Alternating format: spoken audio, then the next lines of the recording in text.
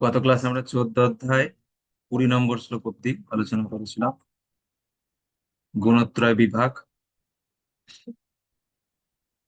তো এই জড়জগতের 3 গুণের প্রভাবে আমরা কিভাবে আবদ্ধ হই, সত্য গুণের প্রভাবে, রজগুণের প্রভাবে এবং তমগুণের প্রভাবে কিভাবে আবদ্ধ হই, এবং সেই গুণের প্রভাবে যে আবদ্ধ হয়েছি তার কি কি লক্ষণ, এবং সেই গুণে আবদ্ধ হয়ে যদি কেউ মৃত্যুবরণ করে তাহলে তার কি গতি হবে, এসব আলোচনা করা হয়েছে।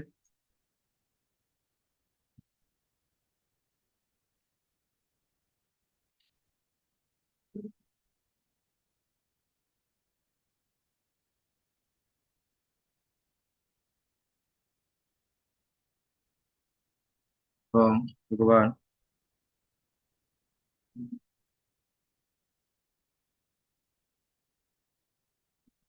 6 নম্বর শ্লোকে আহ,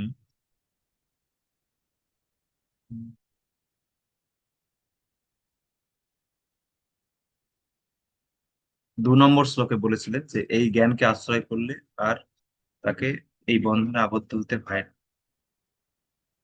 তো এই যে 3 গুণের সম্পর্কে ভগবান বললেন ডিটেলস, আমরা গ্রুপে দিয়েছিলাম যে যা যা 20 নম্বর শ্লোক অব্দি যা যা আলোচনা হয়েছে সংক্ষেপে গ্রুপে দেওয়া হয়েছিল, যে মানুষ এই 3 গুণের প্রভাবে কিভাবে আবদ্ধ হয়। এবং আমরা এই 3 গুণের লক্ষণ দেখে আমরা নিজেদেরকে বুঝতে পারবো যে আমি কোন গুণে রয়েছি, এবং সেই গুণে যদি মৃত্যুবরণ করে কেউ তাহলে তার কি গতি হবে। এখন অর্জুন 21 নম্বর শ্লোকে প্রশ্ন করে, 20 নম্বর শ্লোকে ভগবান বললেন, 19 নম্বর শ্লোকে এবং 20 নম্বর শ্লোকে ভগবান বলেছেন যে যদি কেউ বুঝতে পারে যে এই প্রকৃতির এই 3টি গুণ ছাড়া যা যা ঘটছে অন্য কোনো কর্তা নেই, এই 3টি গুণই সমস্ত কিছু করাচ্ছে আমাদেরকে দিয়ে, এই 3টি গুণ আমাদেরকে বিভিন্ন ভাবে সমস্ত কর্ম করাচ্ছেন। এটা যখন কোনো বুদ্ধিমান ব্যক্তি বুঝতে পারবে তখন তিনি তার সঙ্গে সঙ্গে যদি তিনি বুঝতে পারেন যে এমন একজন ব্যক্তি রয়েছেন যিনি এই ত্রিগুণের অতীত, তিনি হচ্ছেন ভগবান, তখন তিনি ভগবানের শরণাপন্ন হন, এবং ভগবানের শরণাপন্ন হলেই একমাত্র এই 3 গুণের ঊর্ধ্বে উঠে যায়, পরা প্রকৃতি লাভ করে। 19 নম্বর শ্লোক। এটা আমরা আগেও পেয়েছিলাম, দৈবী হে এসা গুণময়ী মম মায়া দূরত্বে। এই 3 গুণকে অতিক্রম করা কঠিন কিন্তু মামে বজে প্রপদ্য, আমাকে প্রপত্তি করলে এই 3 গুণের ঊর্ধ্বে উঠে যাবে।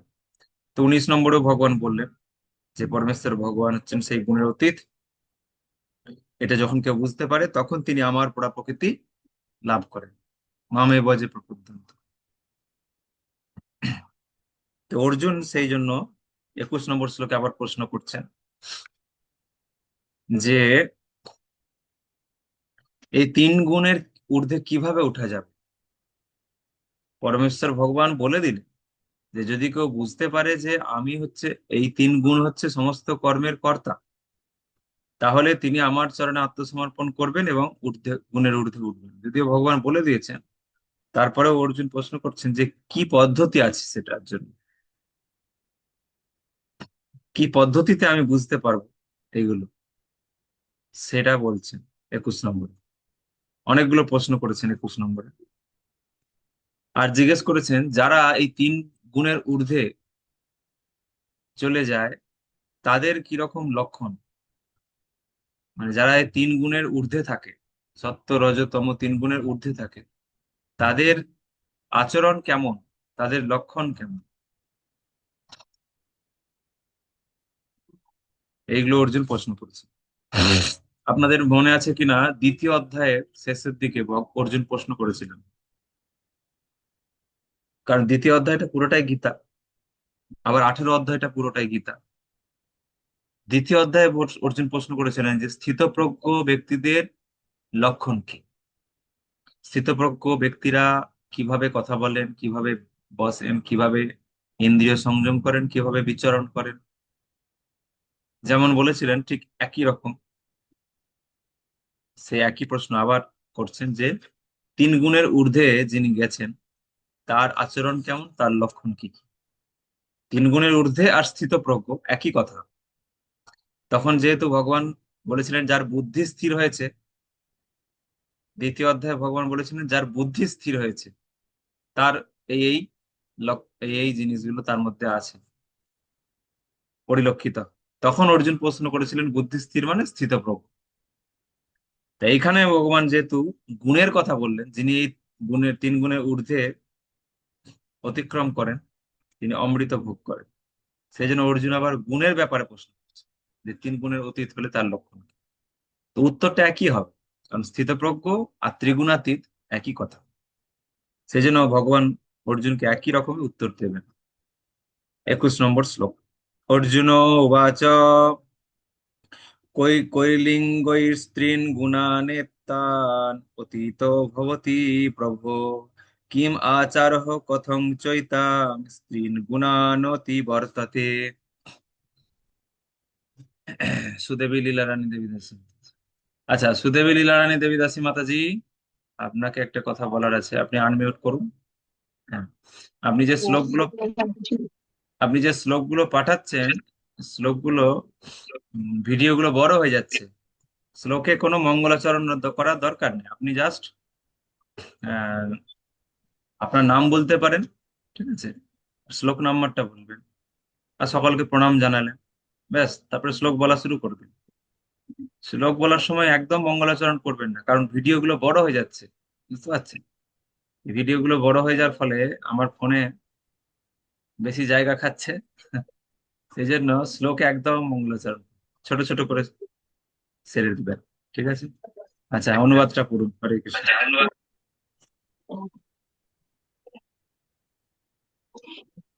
হরে কৃষ্ণ। প্রণাম। অনুবাদ।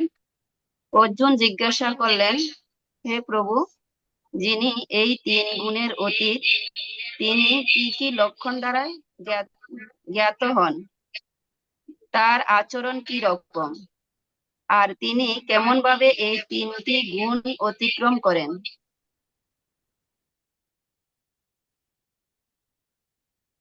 তাহলে তার লক্ষণ কি কি, তার আচরণ কি রকম, আর কিভাবেই বা তিনি এই তিনটি গুণ অতিক্রম করেছেন।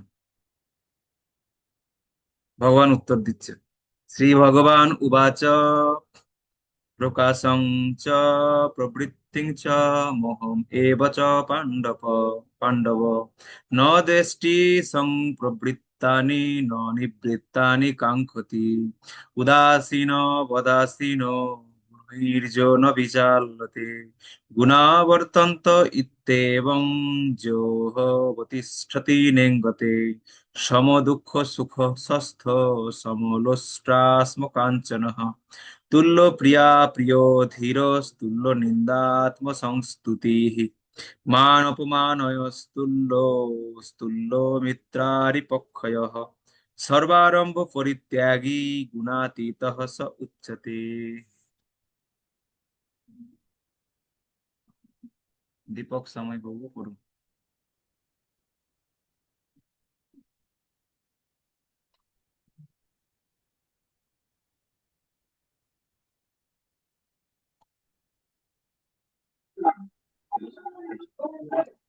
হরে কৃষ্ণ প্রভু, দণ্ডবত প্রণাম। প্রণাম প্রণাম। হে পরমেশ্বর ভগবান বললেন, হে পাণ্ডব, যিনি প্রকাশ, প্রবৃত্তি ও মোহ আবির্ভূত হলে দেশ করেন না এবং সেগুলি নিবৃত্তি হলেও আকাঙ্ক্ষা করেন না, যিনি উদাসীনের মতো অবস্থিত থেকে গুণ সমূহের দ্বারা বিচলিত হন না, কিন্তু গুণ সমূহ স্বীয় কার্যে প্রবৃত্ত হয়, এভাবে জেনে অবস্থান করেন এবং তার দ্বারা চঞ্চলতা প্রাপ্ত হন না, যিনি আত্মস্বরূপে অবস্থিত এবং সুখ এবং দুঃখে সমভাবাপন্ন, যিনি মাটির ঢেলা পাথর ও স্বর্ণে সমদৃষ্টি সম্পন্ন, যিনি প্রিয় ও অপ্রিয় বিষয়ে সমভাবাপন্ন, যিনি ধৈর্যশীল এবং নিন্দা স্তুতি মান ও অপমান সমভাবাপন্ন, যিনি শত্রু ও মিত্র উভয়ের প্রতি সমভাবাপন্ন এবং যিনি সমস্ত কর্মোদ্যম পরিত্যাগ করেন তিনি গুণাতীত বলে কথিত হন। ধন্যবাদ। তাহলে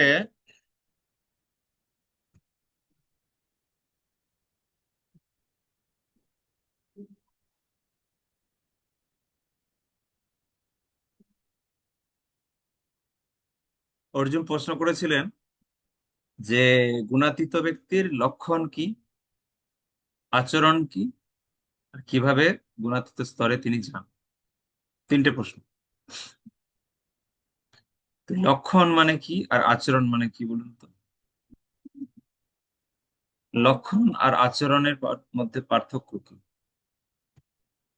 গুণাতীত ব্যক্তির লক্ষণ আর গুণাতীত ব্যক্তির আচরণ। কোন মানুষের লক্ষণ আর আচরণ বলতে কি পার্থক্য, করুণাময়ী মাতাজি?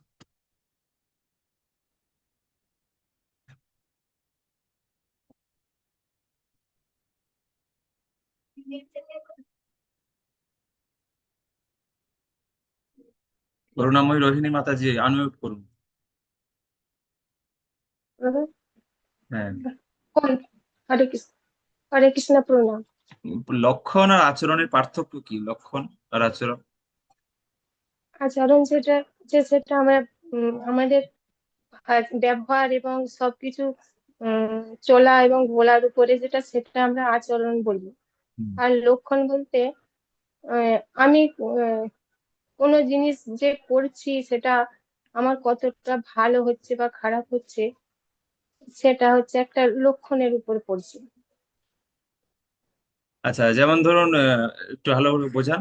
মানে আচরণ বললেন ব্যবহার, কথা বলা, তাই তো? আর হুম লক্ষণ বলতে এর সঙ্গে লক্ষণের পার্থক্যটা কি? একই রকম তো নাকি, না আলাদা কিছু? না, লক্ষণটা তো আমার দৃষ্টির উপর খানিকটা নির্ভর করছে, মানে কিছুটা মিল আছে, কিছুটা মিল থাকছে না। কৃষ্ণনন্দন সুদামা তো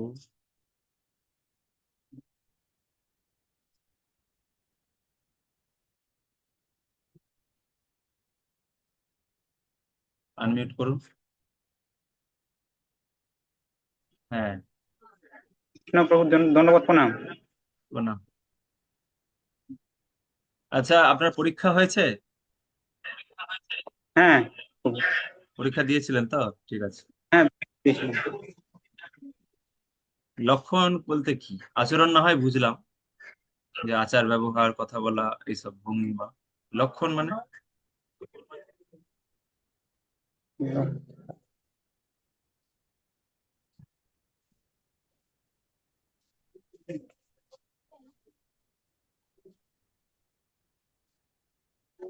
শ্যামানন্দ সুদামা।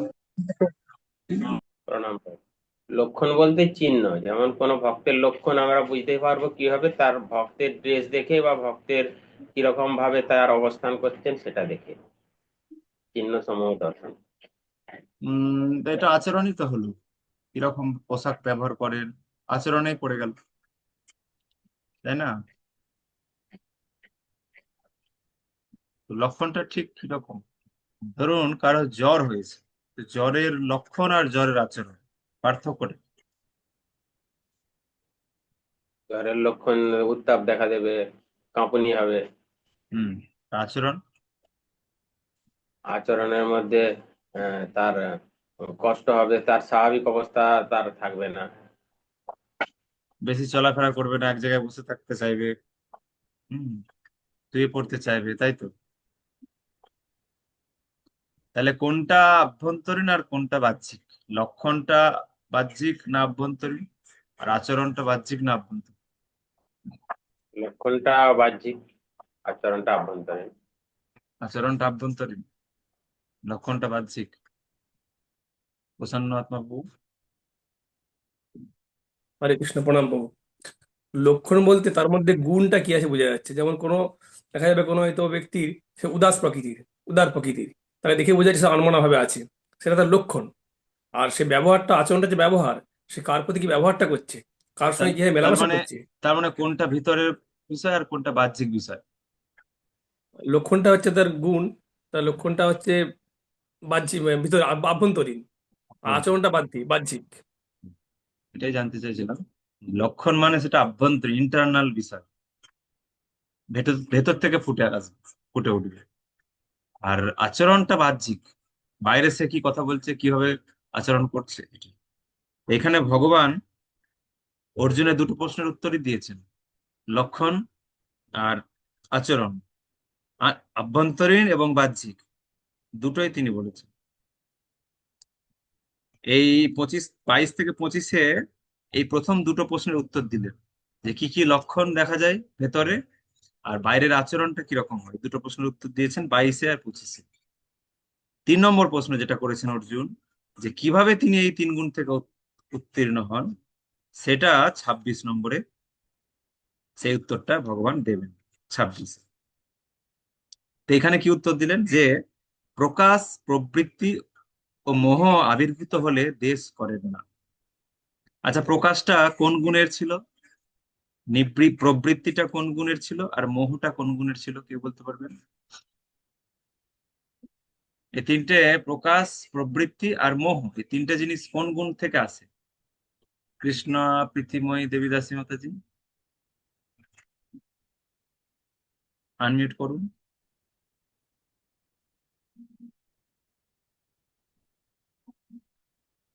হ্যাঁ, প্রকাশটা কোন গুণের, সত্যগুণের, তমগুণের না রজগুণের? প্রকাশ। প্রবৃত্তিটা কোন গুণের? তমগুণের। তমগুণের। আর মোহটা তাহলে?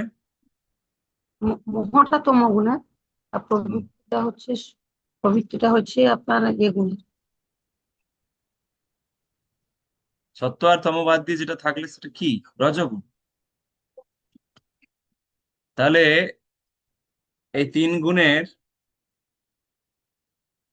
গুণ যদি তার মধ্যে আবির্ভূত হয়, তাহলেও তিনি কিন্তু দেশ করেন না। তার মানে ত্রিগুণাতীত ব্যক্তি, তার মধ্যে কখনো কোনো কারণে যদি এই 3 গুণের প্রভাব চলে আসে, তাহলেও তিনি কিন্তু প্রভাবিত হন না, মানে তিনি কন্ট্রোল করে নেন সঙ্গে সঙ্গে। এই ক্ষমতাটা তার আছে, সেই জন্য তিনি ত্রিগুণাতীত, সেই জন্য তিনি হচ্ছে ত্রিগুণাতীত। যেমন পদ্ম পাতায় জল, ঠিক আছে, জল কি নেই, পদ্ম পাতার উপরে জল লাগছে, কিন্তু তারপরেও তিনি পদ্ম পাতায় জল কোনোভাবেই, জল পদ্ম পাতাকে কোনোভাবে প্রভাবিত করতে পারছে না। প্যাকাল মাছের উদাহরণ শুনেছি আমরা ছোটবেলায়, প্যাকাল মাছ। প্যাকাল মাছ কাদার মধ্যে রয়েছে পুরোপুরি, কিন্তু গায়ে কাদা লাগছে না। তো তার মানে ত্রিগুণাতীত ব্যক্তি যারা, তারা এই সমস্ত জড় গুণের ভিতরেই ঘোরাফেরা করছে, অথচ এই 3টে গুণ কোনোভাবেই তাকে প্রভাবিত করতে পারছেন না। প্রকাশ, তার মধ্যে কোনো প্রকাশ, সত্যগুণের কোনো প্রকাশ, মানে আমি খুব সুখী, আমি খুব জ্ঞানী, এই ধরনের কোনো প্রকাশ তার মধ্যে আসবে না, অহংকার আসবে না। প্রবৃত্তি মানে বাসনা, জড় বাসনা, তার মধ্যে আসবে না। আর মোহ, কোনো কিছুর প্রতি মোহ, কোনো ভালো জিনিসের প্রতি মোহ, এই ধরনের কিছু তার মধ্যে আসে না। এবং সেগুলি নিবৃত্ত হলেও আকাঙ্ক্ষা করেন, সে ধরনের কিছু যদি উপস্থিত না হয়, তাহলেও তিনি আকাঙ্ক্ষা করেন, বাসনা করেন, সর্বদা উদাসীনের মতো থাকে।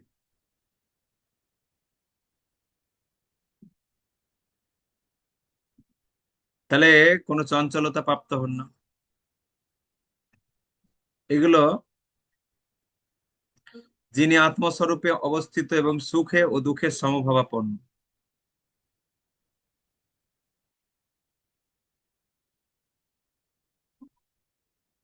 এই অবধি হচ্ছে অভ্যন্তরীণ লক্ষণ, সুখে দুঃখে সমভাবাপন্ন।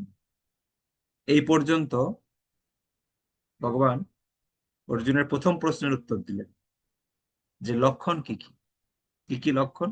না, গুণের প্রভাব, মানে কোনো জড় বাসনা তার মধ্যে আসে না, বা জড় বাসনার কোনো বিষয়, যেই যেই বিষয়ের প্রতি তার বাসনা ছিল, পূর্বে পূর্বে বাসনা ছিল, সেরকম যদি কিছু চলে আসে সামনে, তিনি কোনোভাবেই আকাঙ্ক্ষা করেন না বা দেশ করেন না।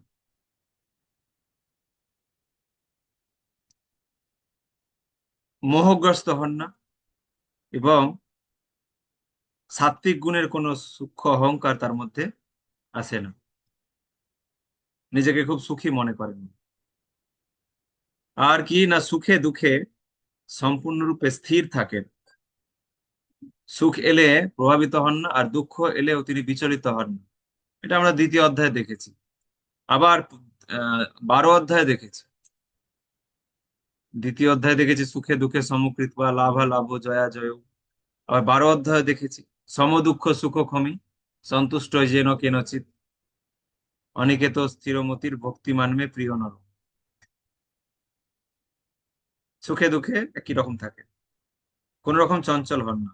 এগুলো অভ্যন্তরীণ লক্ষণ। আচ্ছা, বাহ্যিক আচরণ কিরকম? না, মাটির ঢেলা, পাথর, স্বর্ণে সমদৃষ্টি সম্পন্ন।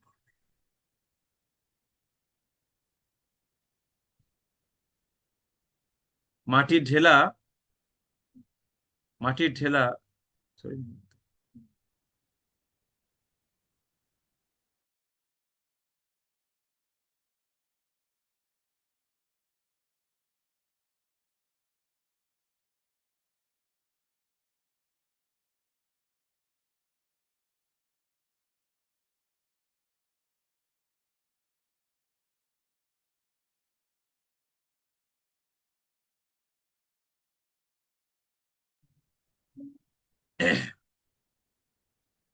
মাটির ঢেলা যদি সামনে চলে আসে কোনো অসুবিধা হবে না। পাথর আর স্বর্ণ, মানে একটা সোনার ঢেলা যদি পড়ে থাকে তাহলে তার মধ্যে কোনো বিকার নেই। মাটির ঢেলা পাথরের ঢেলা পড়ে থাকলেও যেমন মানসিকতা থাকবে, সোনার ঢেলা পড়ে থাকলেও তেমন মানসিকতা। তাহলে কি রকম বলুন তো বিষয়টা? সোনার ঢেলা যদি পড়ে থাকে তাহলে কি তিনি কুড়াবেন না? সোনার ঢেলা যদি পড়ে থাকে তিনি কুড়াবেন না?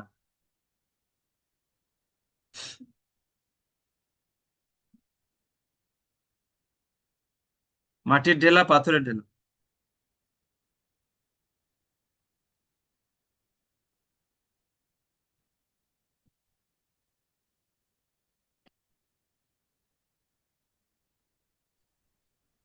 প্রণাম প্রভু। এখানে মাটির ঢেলা পাথরের ঢেলা সেই বিদ্যা বিনয় সম্পন্নে সেই শ্লোকের ব্যাখ্যার মতনটাই হবে। হুম, তো তিনি কি কুড়াবেন না? সোনার ঢেলা থাক, ওটা মাটির ঢেলা, পাথরের ঢেলা আছে পড়াবেন বলে রেখে দিবেন। না, পড়াবেন, বাস্তব আচরণটা একই করবেন কিন্তু আভ্যন্তরীণ দৃষ্টিটা সমান থাকবে। হ্যাঁ, আহ সমদৃষ্টি সম্পন্ন হতে পারবেন কি বলুন? কুড়াবেন ঠিক আছে, কিন্তু মাটির ঢেলা হলে, এই সোনার ঢেলা হলে খুব খুশি, আহ এত সুন্দর জিনিস পেয়ে গেলাম, এরকম হবেন? না, নাকি মাটির না, ঢেলার পাথরের ঢেলার মতোই হবে? সমানই হবে। সমান হবে। সমান হলে তো কুড়ানো যাবে না। কিভাবে সমান হবে? মাটির ঢেলা থাকলে কি কুড়াতেন? না, সেটা বাহ্য দৃষ্টিতে ব্যবহারটা আলাদা হবে কিন্তু আভ্যন্তরীণ দৃষ্টিতে ব্যবহারটা একই রকম থাকবে। না, তাহলে সমদৃষ্টিটা হলো কি করে? সমদৃষ্টিটা হলো কি করে তাহলে? মাটির ঢেলা থাকলে তিনি কুড়াবেন না, পাথর সোনার ঢেলা থাকলে কুড়াবেন, তাহলে সমদৃষ্টি কি করে হলো? তিনি অন্য চোখে দেখছেন তাহলে এটাকে, তাই না? সনাতন গোস্বামীর মতো করতে হবে তাহলে। পাথরে এই সোনার ঢেলাটা, পরশ পাথরটাকে আবর্জনার ভিতরে রেখে দিয়েছে, হ্যাঁ, পরশ পাথরটাকে আবর্জনার ভিতরে রেখে দিয়েছে। তো সেরকম করতে হবে, তবে তো সমদৃষ্টি। হরে যুক্ত কৃষ্ণ বৈরাগ্যের প্রণাম। সঙ্গে মিলবে। আপনি ওই সনাতন গোস্বামীর কথা বলছেন, ওটাই আমি বলবো বলে হাত তুলেছিলাম যে সনাতন গোস্বামী পরশ পাথরকে হচ্ছে আবর্জনার স্তূপের মধ্যে ফেলে রেখে আসছিল। তো যখন তখন তাকে বলা হলো যে একজন আসছিল, তো তার কাছে যে ওই পরশ পাথরের জন্য, সে তখন বলছিল যে পরশ পাথরটা ওই পাথরটা আবর্জনা স্তূপের মধ্যে পড়ে আছে। না, তো ওটা ঠিক তখন আছে, আমরা জানি, ওই লীলাটা তো আমরা জানি। আমার বক্তব্য তাহলে ঠিক আছে। আমরা কি করব তাহলে? এখন সোনার টেলা, মাটির টেলা, পাথরের টেলা, সমদৃষ্টি। তার আলমারিতে যা সোনার গয়না আছে সব তো বের করে ফেলে, এত মাটির ঢেলা, পাথরের ঢেলা গুলোকে এখানে রেখে কি হবে? আলমারিতে যত গয়না আছে সব তাহলে বের করে দিতে হবে, তাই না? এই পাথরের মাটির জিনিসগুলো এখানে কেন? বের করো, বের করো, তাই না? হুম। তাহলে যিনি এই এই শুদ্ধ ভক্ত এই তার দৃষ্টি। মধ্যে সোনা বা এটা পার্থক্যটা হবে না। এবং তিনি তার মধ্যে সোনা বা মাটির ঢেলার মধ্যে তার মধ্যে তখন অনেকটা বৈরাগের ভাব চলে আসবে, তিনি অত স্বর্ণ ব্যবহার করবেন না, আর ওই স্বর্ণের প্রতি দৃষ্টিভাবটাও তার এরকম থাকবে। হুম, তাহলে কিরকম ভাবে থাকবেন তিনি? রাস্তায় যদি স্বর্ণ পড়ে থাকে তিনি কুড়াবেন না? বলুন। সনাতন গোস্বামীর মতোই আচরণ করবেন?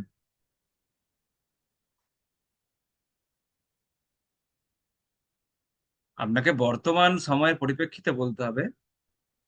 বর্তমানে হরে কৃষ্ণ, বলুন। প্রণাম প্রভু। হ্যাঁ। প্রণাম প্রভু, বলছিলাম যে ধরুন মাটির ঢেলাটা তো এখন বর্তমান যুগে আমরা জানি যে তার কোনো মূল্য নেই।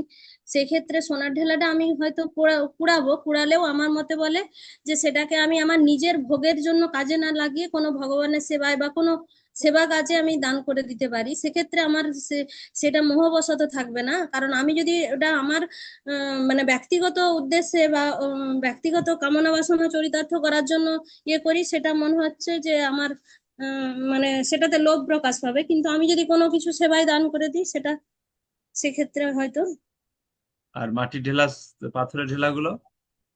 মাটির ঢেলার তো আমরা জানি যে আমাদের সেটার কোনো মূল্য নেই, সেই ক্ষেত্রে আমি সেটা হয়তো মূল্য নেই কেন ব্যবহার। বলছেন? মাটির ঢেলার মূল্য নেই?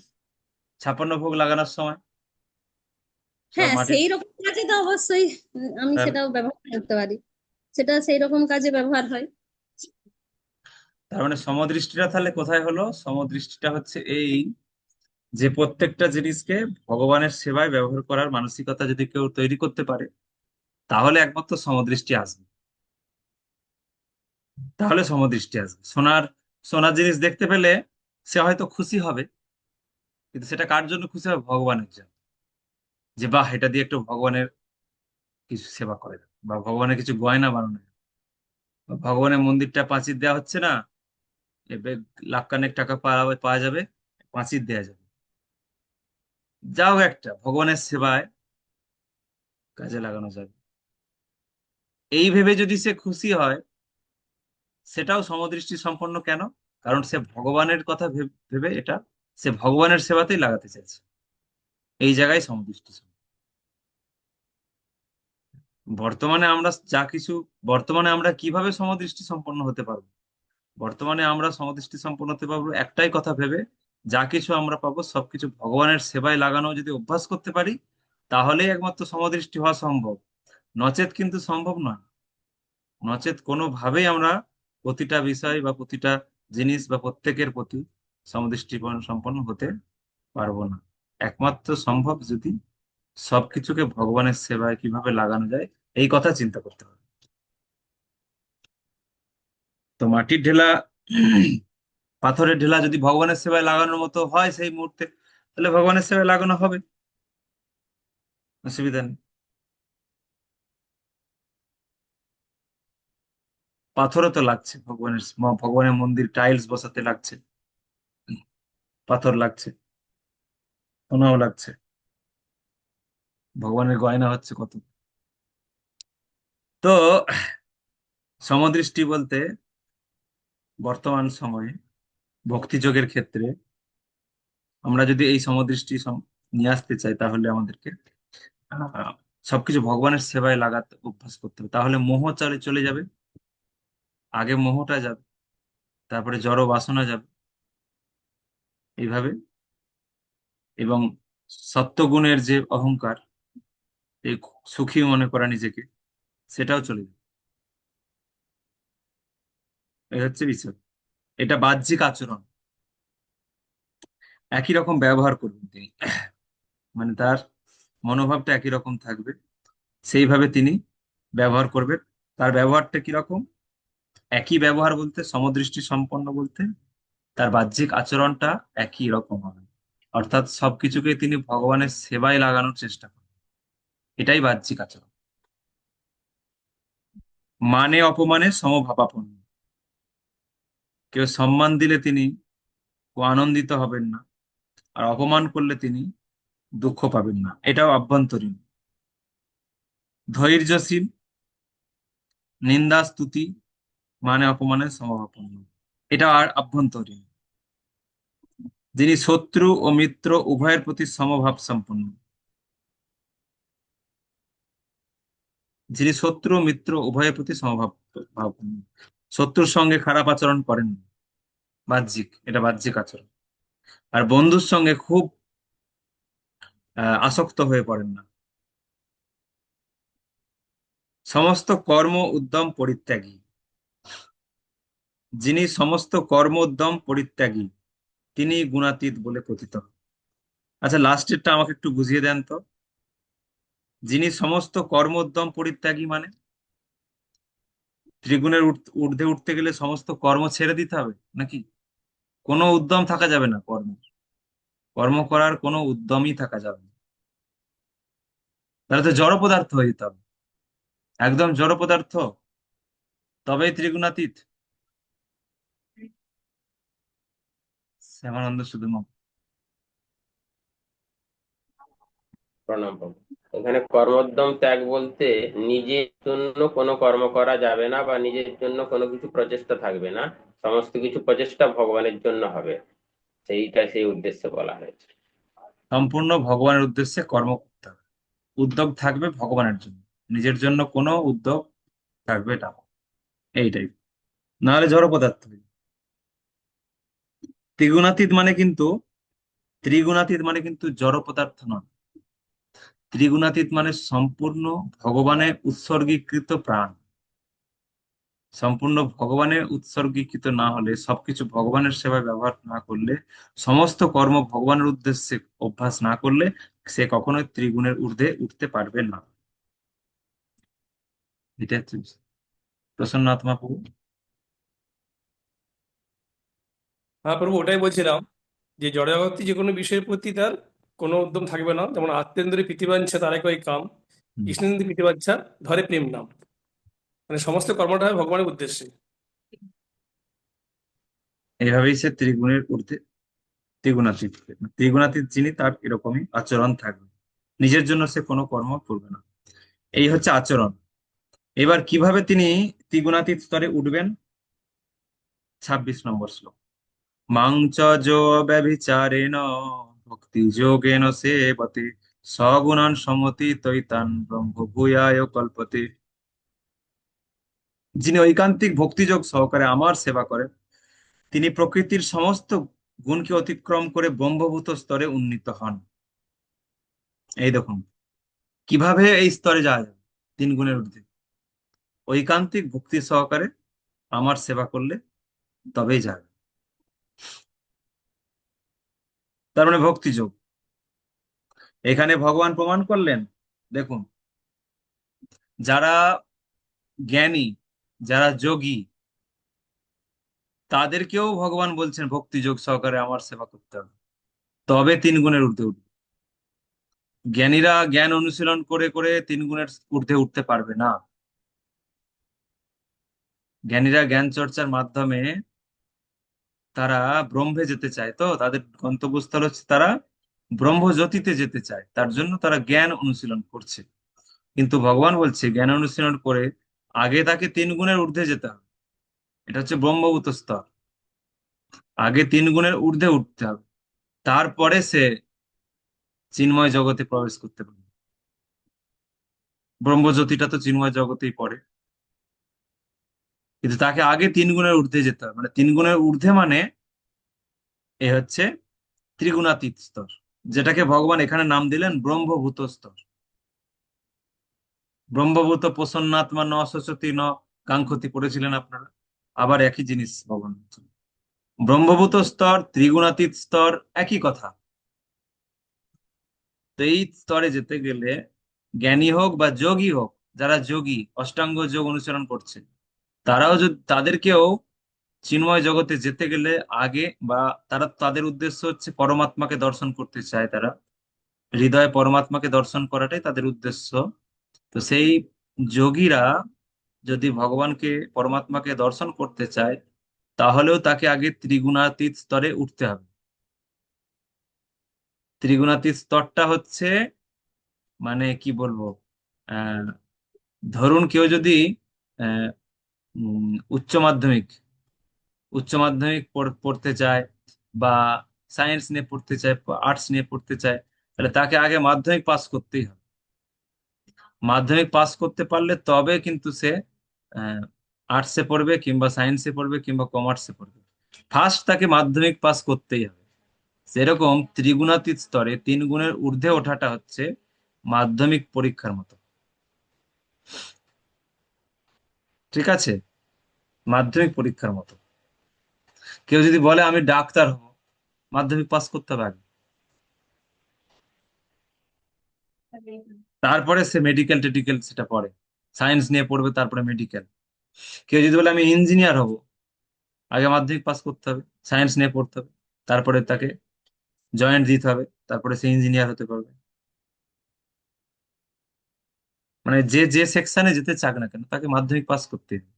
সেই রকম যোগীরা, জ্ঞানীরা যদি বলে আমি ব্রহ্মজ্যোতিতে যেতে চাই, তাহলে ব্রহ্মজ্যোতিতে যেতে গেলে তাকে আগে 3 গুণের ঊর্ধ্বে আসতে হবে, যেটাকে আমরা বলেছিলাম অনন্য ভক্তি স্তর। মনে আছে আপনাদের? কর্ম মিশ্রা ভক্তি, ভক্তি মিশ্রা কর্ম, তারপর অনন্য। ভক্তি মিশ্রা যোগ, যোগ মিশ্রা ভক্তি, তারপর অনন্য। ভক্তি মিশ্রা জ্ঞান, জ্ঞান মিশ্রা ভক্তি, তারপরে অনন্য ভক্তি। এই ছক ছিল একটা ছক। এই প্রত্যেকটা ছকে কোথায় গিয়ে শেষ হচ্ছে? অনন্য ভক্তিতে। তার মানে অনন্য ভক্তিটাই হচ্ছে ত্রিগুণাতীত স্তর, ত্রিগুণাতীত স্তর বা 3 গুণের ঊর্ধ্বে স্তর বা ব্রহ্মভূত স্তর। তো এই অনন্য ভক্তিতে আগে যেতে হবে তাকে। তারপরে সে যদি চায় আমি ব্রহ্মে বিলীন হব, তাহলে সে ব্রহ্মে বিলীন হতে পারবে। তারপরে যদি সে চায় আমি পরমাত্মাকে দর্শন করব, অর্থাৎ যোগী, তাহলে সে পরমাত্মাকে দর্শন করতে পারবে। তারপরে যদি সে চায় আমি ভগবানের ধামে ফিরে যাব, তাহলে সে ভক্তি করে ভগবান ধামে যাবে একইভাবে। কিন্তু প্রথমে তাকে 3 গুণের ঊর্ধ্বে উঠতে হবে, অর্থাৎ ব্রহ্মভূত স্তরে আসতে হবে, অর্থাৎ অনন্য ভক্তি স্তরে আসতে হবে। তো সেই স্তরে আসতে গেলে তাকে কিন্তু প্রথমে ভক্তি করতেই হবে, মাধ্যমিক পাস করতেই হবে। তার মানে যে যেমনই সাধক হোক, জ্ঞানী হোক, যোগী হোক অথবা ভক্ত হোক, প্রত্যেককেই ভগবানের সেবা করতেই হবে। ভগবানের সেবা না করলে, কৃষ্ণ সেবা ছাড়া কেউ কখনো ব্রহ্মজ্যোতিতে বিলীন হতেও পারবে না, আর যোগী হয়ে পরমাত্মাকে দর্শন করতেও পারবে না, আর ভগবত ধামে যেতে তো পারবেই না। প্রত্যেককেই ভগবানের সেবা করতে হবে। এই 26 নম্বরে ভগবান বললেন যে ঐকান্তিক ভাবে ভক্তিযোগ সহকারে যে আমার সেবা করবে, তিনি প্রকৃতির সমস্ত গুণকে অতিক্রম করে ব্রহ্মভূত স্তরে উন্নীত হবে।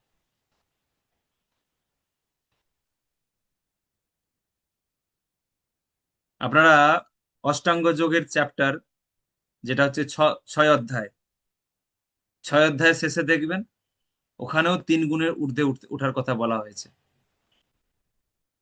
তারপরে 4র্থ অধ্যায় জ্ঞানযোগ, সেখানে দেখবেন লাস্টে সেখানেও 3 গুণের ঊর্ধ্বে ওঠার কথা বলা আছে। তো যে কেউ যে গন্তব্যস্থলে যেতে চাক না কেন, তাকে আগে ভগবানের সেবা করে 3 গুণের ঊর্ধ্বে উঠতে হবে। তারপরে সে যোগ সাধনায় মনোনিবেশ করবে, কিংবা জ্ঞানে মনোনিবেশ করবে, কিংবা ভক্তি যোগে মনোনিবেশ করবে। তো এই হচ্ছে বিষয়। তাহলে অর্জুনের লাস্ট প্রশ্ন ছিল যে কিভাবে 3 গুণ অতিক্রম করা যাবে। ভগবান বলে দিলেন যে ভক্তি সহকারে আমাকে যদি কেউ সেবা করে, তাহলে 3 গুণের ঊর্ধ্বে সে উঠতে পারে। এটাই হচ্ছে বিষয়। যারা 3 গুণের ঊর্ধ্বে উঠতে পেরেছে, তাদেরকে দেখা যাবে ভগবানকে তারা ভীষণ ভালোবাসেন, ভগবানকে ভীষণ ভালোবাসেন এবং গুরুদেবকে ভালোবাসেন। তারা নিশ্চয়ই গুরুদেবকে ভালোবাসে। গুরু এবং কৃষ্ণকে ভালো না বাসতে পারলে কখনোই তিন গুণের ঊর্ধ্বে ওঠা সম্ভব না।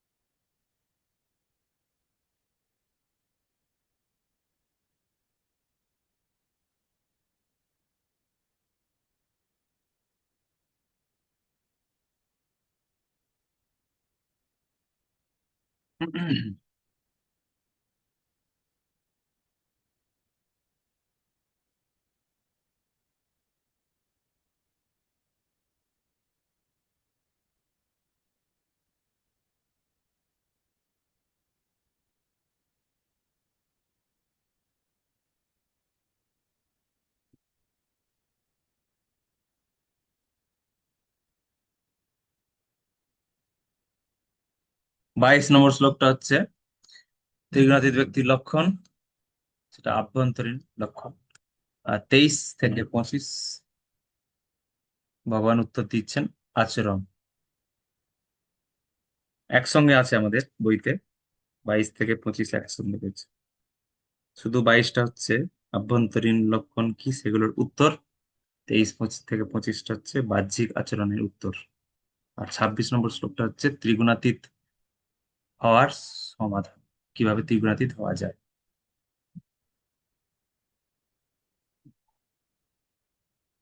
এগুলো আমরা দেখলাম। গুণাতীত প্রাপ্তির সাধন কি, কিভাবে গুণাতীত হওয়া যায়, এই প্রশ্নের উত্তর 26 নম্বরে দিলেন ভগবান। এখানে বলা হচ্ছে 7 অধ্যায়ে 14 নম্বর শ্লোকে ছিল এটাই, মামে বজে প্রপদ্যন্তে মায়ামেতাং তরন্তিতে। এই 26 নম্বর, 7 নম্বর, 14, 26 আর 7-এর 14 একই উত্তর, একই উত্তর। ভগবানের শরণাপন্ন হলে প্রভুপাদ বলছেন, কেউ যখন দৃঢ় আত্মপ্রত্যয়ের সঙ্গে শ্রীকৃষ্ণের সেবায় নিজেকে নিযুক্ত করেন, যদিও জড়া প্রকৃতির গুণগুলি অতিক্রম করা অসম্ভব, তবুও তিনি অনায়াসে তাদের অতিক্রম করতে পারেন। সপ্তম অধ্যায়ে সেই কথা পূর্বেই ব্যাখ্যা করা হয়েছে। কেউ যখন শ্রীকৃষ্ণের চরণে আত্মসমর্পণ করেন, তিনি তৎক্ষণাৎ জড়া প্রকৃতির গুণের প্রভাব থেকে মুক্ত হন। তো দেখতে পাচ্ছেন প্রভুপাদ কত সুন্দর প্রার্থনা করছে ভগবানকে। এই জন্য প্রভুপাদ গুণাতীত ছিলেন। কেন না, তিনি সব সময় ভগবানকে প্রার্থনা করতেন। মানে তিনি ভগবানের ভগবানের সহযোগিতা ছাড়া একটা মুহূর্ত তিনি কিছু আশা করতেন না। প্রত্যেকটা কাজে, প্রত্যেকটা পরিস্থিতিতে তিনি ভগবানের সহযোগিতা প্রার্থনা করতেন এবং ভগবানের কাছে তিনি আত্মসমর্পণ করে সবকিছু করতেন। তিনি কখনোই ভাবতেন না যে আমি এটা পেরে যাব, আমার পক্ষে এটা সম্ভব, আমি অনেক পেরে গেছি। কখনো এই ভাব আসতো না। এবং তিনি তার গুরুদেবের প্রতি সবসময় দৃঢ় বিশ্বাস এবং গুরুদেবের প্রতি দৃঢ় আহ আনুগত্যে ছিলেন। গুরুদেবের প্রতি তিনি আনুগত্যে ছিলেন সবসময়। গুরুদেবকে প্রার্থনা করতেন আর ভগবানকে প্রার্থনা করতেন। এই জন্য তিনি তিন গুণের ঊর্ধ্বে থাকতে পেরেছেন, কোনোভাবেই প্রভাবিত হননি।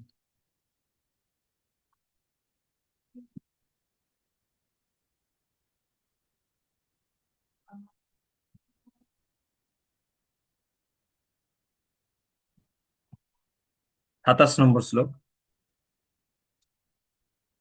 ব্রহ্মণ্য হি প্রতিষ্ঠা অহম অমৃতস্য অব্যয়স্য চ শাশ্বতস্য চ ধর্মস্য সুখ সুখস্য ঐকান্তিকস্য চ। আমি নির্বিশেষ ব্রহ্মের প্রতিষ্ঠা এবং আশ্রয়, অব্যয় অমৃতের শাশ্বত ধর্মের এবং ঐকান্তিক সুখের আমি আশ্রয়।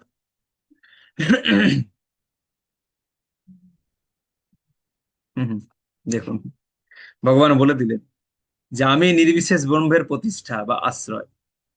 যারা নির্বিশেষ ব্রহ্মের আরাধনা করতে পছন্দ করে, যারা মনে করে যে ভগবান হচ্ছে নির্বিশেষ নিরাকার, ভগবান বলছে আমি হচ্ছে নির্বিশেষ ব্রহ্মের আশ্রয়। মানে নির্বিশেষ ব্রহ্মটা আমার আশ্রয়ে রয়েছে, ভগবান বলে দিলেন। কেন আমরা নির্বিশেষ ব্রহ্ম মানে কি জানি? আমরা নির্বিশেষ ব্রহ্ম মানে জানি ভগবানের দেহ নির্গত ব্রহ্মজ্যোতি। এটা আমরা জানি নির্বিশেষ ব্রহ্ম, সেটা হচ্ছে ভগবানের দেহ শরীর থেকে নির্গত যে ব্রহ্মজ্যোতি, ওটাই নির্বিশেষ ব্রহ্ম। তাহলে এটা তো ভগবানের আশ্রয়ে রয়েছে। এই জন্য ভগবান বলছেন নির্বিশেষ ব্রহ্মের প্রতি আমি হচ্ছে নির্বিশেষ ব্রহ্মের প্রতিষ্ঠা বা আশ্রয়। তাহলে ভগবানের আশ্রয়ে রয়েছে যে নির্বিশেষ জ্যোতি, সেই জ্যোতিতে আমি, সেই জ্যোতিকে আমি লাভ করতে চাই, তাহলে আমাকে অবশ্যই ভগবানের পারমিশন লাগবে। কি, কোনো গাছের ফল আমি খাবো, সেই গাছের মালিককে, সেই বাগানের মালিককে তো আমাকে জানাতেই হবে, নয়তো ধরা পড়লে মার খেয়ে মরবো।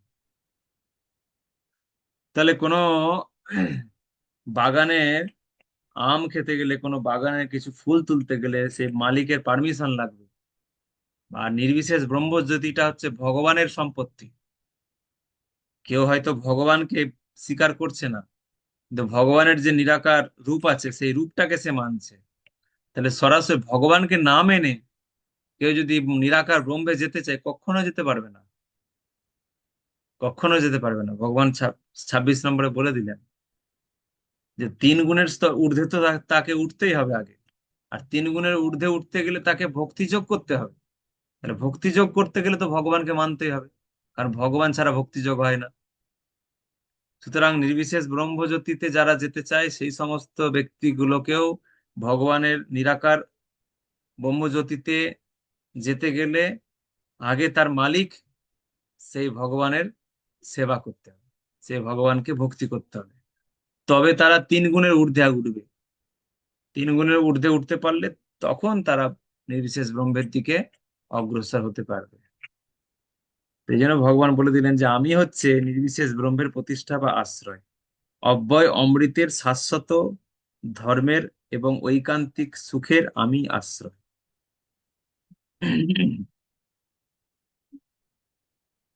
শাশ্বত ধর্ম মানে সনাতন ধর্ম, যেটাকে পরিবর্তন করা যায় না, সেই সনাতন শাশ্বত ধর্মের আমি হচ্ছে আশ্রয়।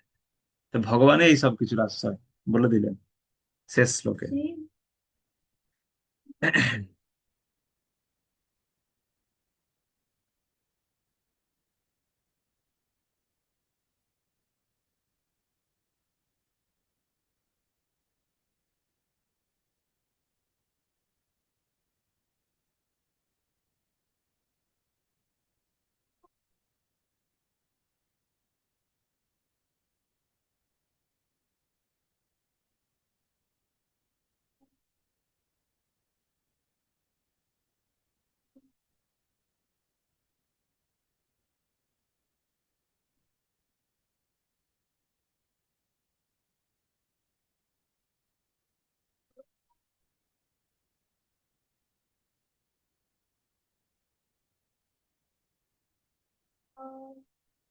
তো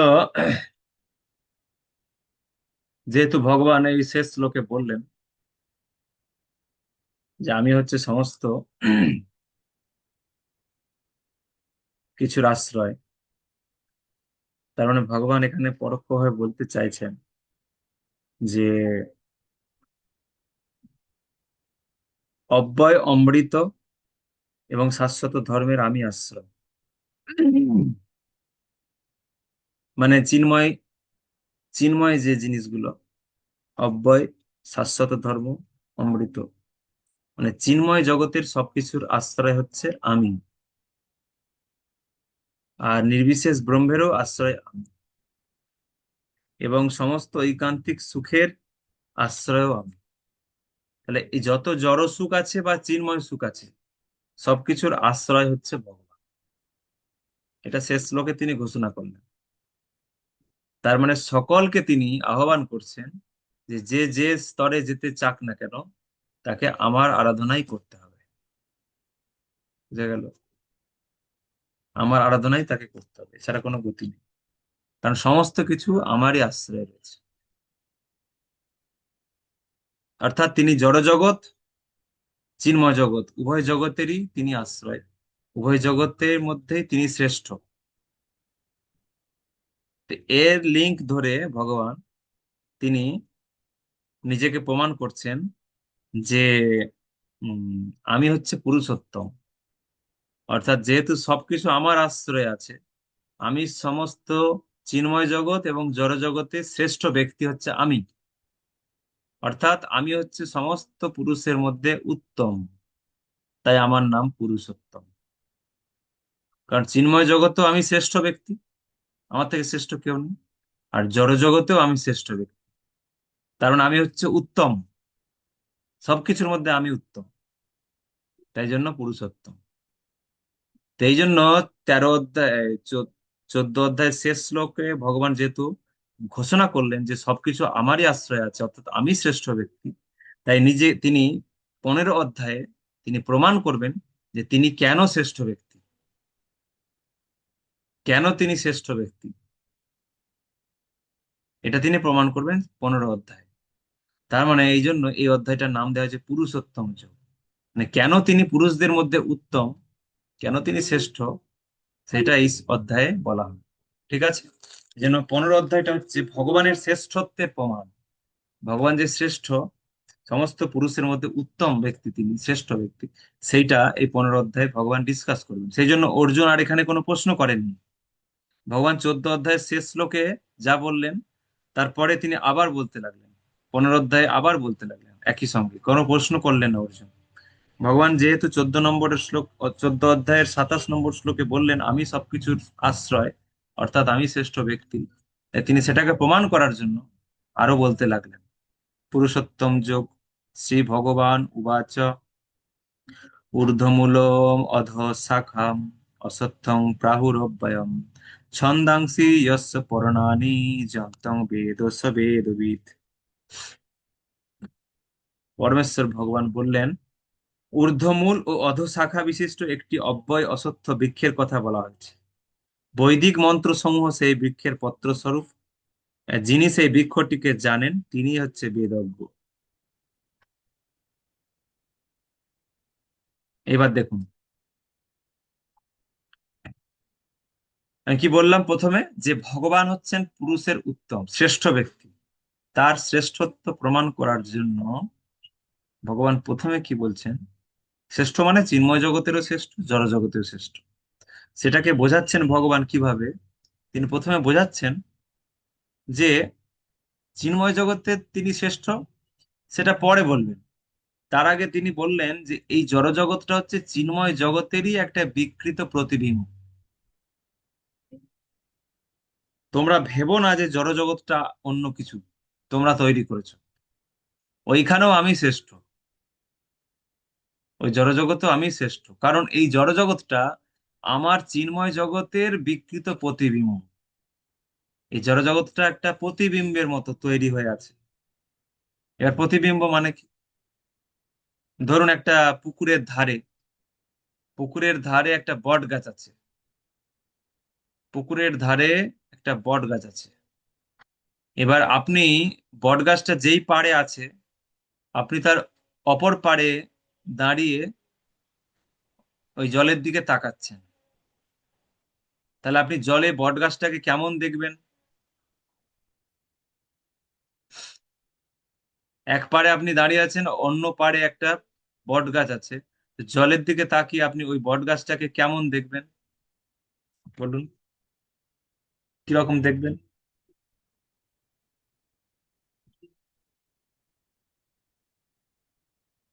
বলুন? হুম। প্রণাম। সেই গাছটা হবে মানে গাছের যে মূল সেগুলো উপর দিকে আর গাছের শাখা পাশা গুলো নিচের দিকে। মানে গাছটা উল্টানো, তাই তো? উল্টা উল্টা উল্টা। হুম। হ্যাঁ। তাহলে ওই গাছটা তো আসলে আহ অস্থায়ী গাছ নাকি? হুম হুম। ওইটা কি সত্য না মিথ্যা? মিথ্যা। ঠিক করে বলুন, মিথ্যা কেন বললেন? তাহলে দেখছেন কি করে? তাহলে কি ভুল দেখছেন? না, জলে যে ভুল গাছটা দেখি না। দেখছেন, জলে যে গাছটা দেখছেন, ওটা সত্য না মিথ্যা?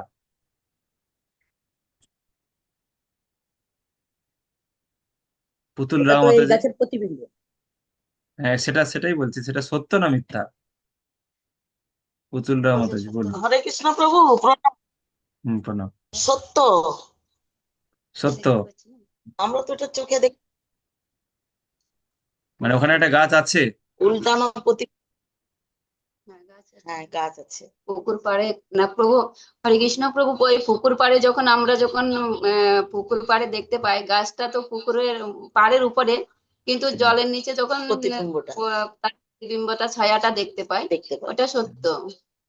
হুম। দেখতে পাই যেটা। তাহলে প্রতিবিম্বটা সত্য, কিন্তু জলে গাছ কিছু নেই, জলের ভিতরে গাছ নেই, কিন্তু প্রতিবিম্বটা সত্য, এটা বলতে চাইছি। গাছ, জলের ভেতরে গাছ সত্য নয়, কিন্তু জলের ভেতরে যে প্রতিবিম্বটা আছে ওইটা সত্য। তার মানে অরিজিনালি একটা গাছ রয়েছে, তার প্রতিবিম্ব। তা ভগবান প্রথমে বোঝাতে চাইছেন যে তোমরা যে জড়জগতে আছো, ওই জড়জগৎটা কিছুই নয়, ওটা একটা অস্থায়ী প্রতিবিম্বর মতো, এই চিন্ময় জগতের প্রতিবিম্বর মতো। আর চিন্ময় জগতের প্রতিবিম্ব মানে, চিন্ময় জগতের প্রতিবিম্ব মানে সেটা হচ্ছে, না ঠিক আছে, মিউট মিউট করো। চিন্ময় জগতের প্রতিবিম্ব মানে, যেহেতু চিন্ময় জগতে আমি শ্রেষ্ঠ, তাহলে এই চিন্ময় জগতের প্রতিবিম্ব যদি কিছু হয়, সেখানেও আমি শ্রেষ্ঠ, সেটাও তাহলে আমারই সম্পত্তি, হ্যাঁ কি না? যতক্ষণ জলে যতক্ষণ পুকুরের পাড়ে বটগাছটা আছে, ততক্ষণ ওই প্রতিবিম্বের অস্তিত্ব। বটগাছটা যার সম্পত্তি, প্রতিবিম্বটাও তারই সম্পত্তি হওয়ার কথা, কারণ প্রতিবিম্বটাকে বটগাছ থেকে কেউ আলাদা করতে পারবে না। হুম। তো এইটা ভগবান এই জন্য এই উদাহরণটা দিলেন, এই গাছের, অশ্বত্থ গাছের উদাহরণ দিলেন ভগবান।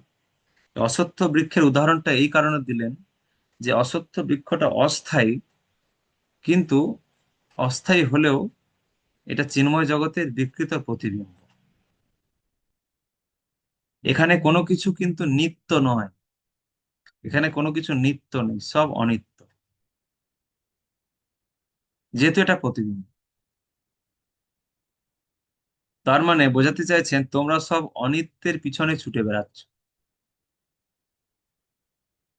এই বট গাছে ধরুন, অশ্বত্থ গাছে ধরুন, সুন্দর সুন্দর ফল ধরেছে, হুম, ডাল পালা শাখা পোশাকা সবকিছু আছে অশ্বত্থ গাছে। আচ্ছা, অশ্বত্থ বাদ দিন, ধরুন একটা আহ কি বলবো, এখন আম গাছ, আমের সময় আসছে, একটা আম গাছ ধরুন, প্রচুর শাখা পোশাকা নিয়ে একটা আম গাছ রয়েছে, আর একদম পাকা পাকা সুন্দর সুন্দর আম ফলে আছে ডালে, প্রত্যেকটা ডালে। ওই গাছটা পাড়ে রয়েছে। কেউ যদি প্রতিবিম্বের দিকে তাকিয়ে ভাবে, আহ কত বড় বড় আম, যা একটা ডুব মারি, জলে ডুব মারলে ওই আমগুলো সব পেরে নেবো। পাড়ে গিয়ে তো পাচ্ছে না, অনেক উঁচুতে আছে, গাছে উঠতে পাচ্ছেন না, গাছে উঠতে পারে না, গাছে উঠার যোগ্যতা নেই, গাছে উঠে আম পাড়ার যোগ্যতা নেই, কিন্তু জলে ডুবার যোগ্যতা আছে। ওই আমগুলো তাহলে এই যে ওখানে জলে তো পেয়ে যাব, সেই ভেবে যদি কেউ জলে ডুব, কারণ সে সাঁতার কাটতে পারে, কিন্তু গাছে উঠতে পারে না, চিন্ময় জগতে যেতে পারে না, জড় জগতে যেতে পারে। সেই জলে ডুব দিল সাঁতার কাটতে গিয়ে, ভাবলো সাঁতার কাটলে আমি সব আমগুলো পেড়ে নিয়ে আসতে পারবো। আর যত আমগুলো অনেক উঁচুতে আছে, যত সে সাঁতরে সাঁতরে আহ, গভীরে যাচ্ছে, ওই ফলগুলো আনতে যাচ্ছে, তত সে সে বুঝতে পারছে না সে জলের নিচে যাচ্ছে, আস্তে আস্তে জলের নিচে নামছে। কারণ আমগুলো রয়েছে একদম মগ ডালে। তো সে আমগুলো যদি সে পারতে যায়, তাহলে তাকে জলে সাঁতার কেটে কেটে অনেক গভীরে যেতে হবে, তবে সে ওই ডালটা ধরতে পারবে। এই ভেবে ভেবে সে যত জলের গভীরে ঢুকছে আমগুলোর লোভে, তত সে কিন্তু কোথায় যাচ্ছে? নিম্নমুখী হচ্ছে, তত সে নিম্নমুখী হচ্ছে। হুম। তাহলে ঊর্ধ্বমুখী জলের পাড়ে সে আমগুলো রয়েছে একবারে উচ্চে, সর্বোচ্চ স্তরে। এই সর্বোচ্চ স্তরের জিনিসটা পাওয়ার লোভ, পাওয়ার কথা, কিন্তু সে কোথায় যাচ্ছে? সর্বনিম্ন লোকে। কেন? না, সে অনিত্যের পিছনে ছুটছে, অনিত্য বস্তুর পিছনে যাচ্ছে।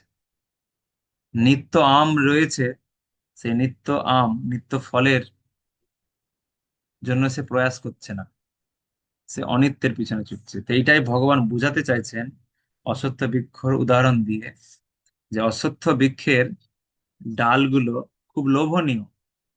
ডাল বেয়ে বেয়ে অশ্বত্থ বৃক্ষের ডাল দিয়ে যত অগ্রসর হতে থাকবে কোনো জীবাত্মা, তত সে জলের গভীরে যাবে, মানে নিচের দিকে যাবে। আপনাদের গাইড বইয়ে দেখবেন ছবি আছে। হুম, আপনারা গাইড বইয়ে ছবি পাবেন। কত পাতা আমার মনে নেই, আমি একটা ছবি দেখাচ্ছি আপনাদেরকে।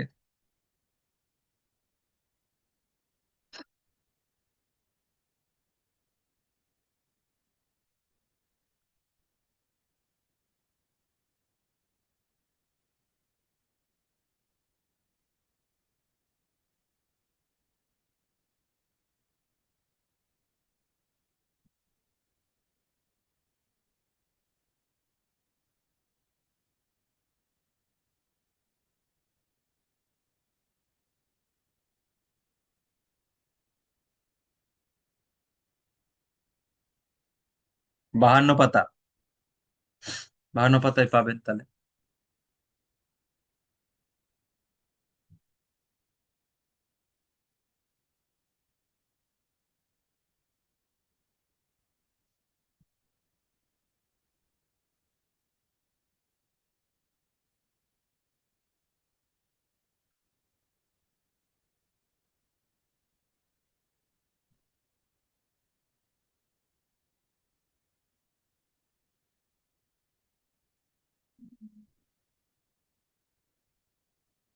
দু নম্বর শ্লোক।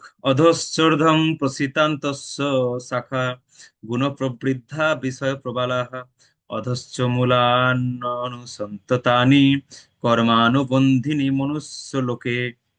এই বৃক্ষের শাখা সমূহ জরা প্রকৃতির তিনটি গুণের দ্বারা পুষ্ট হয়ে অধোদেশে ও ঊর্ধ্বদেশে বিস্তৃত। ইন্দ্রিয়ের বিষয় সমূহই এই শাখাগণের পল্লব। এই বৃক্ষের মূলগুলি অধোদেশে প্রসারিত, এবং সেগুলি মনুষ্য লোকের সকাম কর্মের বন্ধনে আবদ্ধ।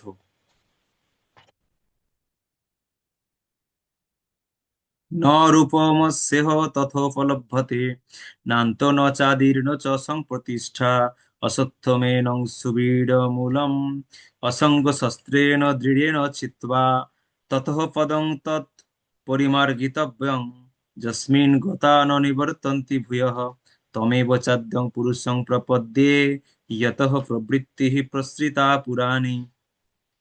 এই বৃক্ষের স্বরূপ এই জগতে উপলব্ধ হয় না। এর আদি অন্ত ও স্থিতি যে কোথায় তা কেউই বুঝতে পারে না। তীব্র বৈরাগ্যরূপ অস্ত্রের দ্বারা দৃঢ়মূল এই বৃক্ষকে ছেদন করে সত্য বস্তুর অন্বেষণ করা কর্তব্য, যেখানে গমন করলে পুনরায় ফিরে আসতে হয় না। স্মরণাতীত কাল হতে যার থেকে সমস্ত কিছু প্রবর্তন ও বিস্তৃত হয়েছে, সে আদি পুরুষের প্রতি শরণাগত হও। তাহলে এই চার, 1, 2, 3, 4 নম্বর শ্লোকে যে অশ্বত্থ বৃক্ষের বিবরণ দিলেন ভগবান, সেটা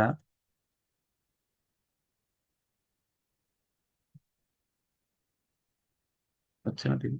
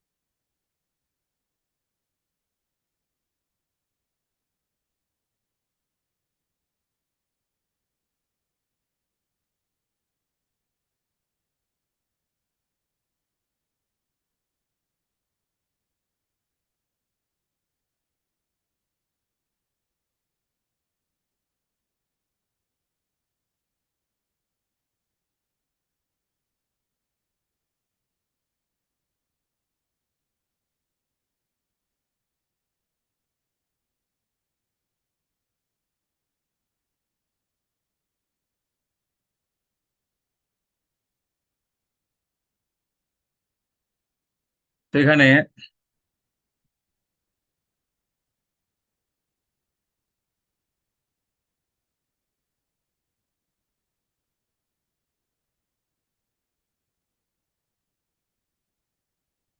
দেখুন এই যে গাছটা, এই গাছটা উল্টানো আছে, অশ্বত্থ বৃক্ষ।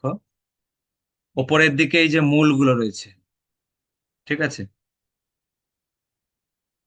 এই যে মূল,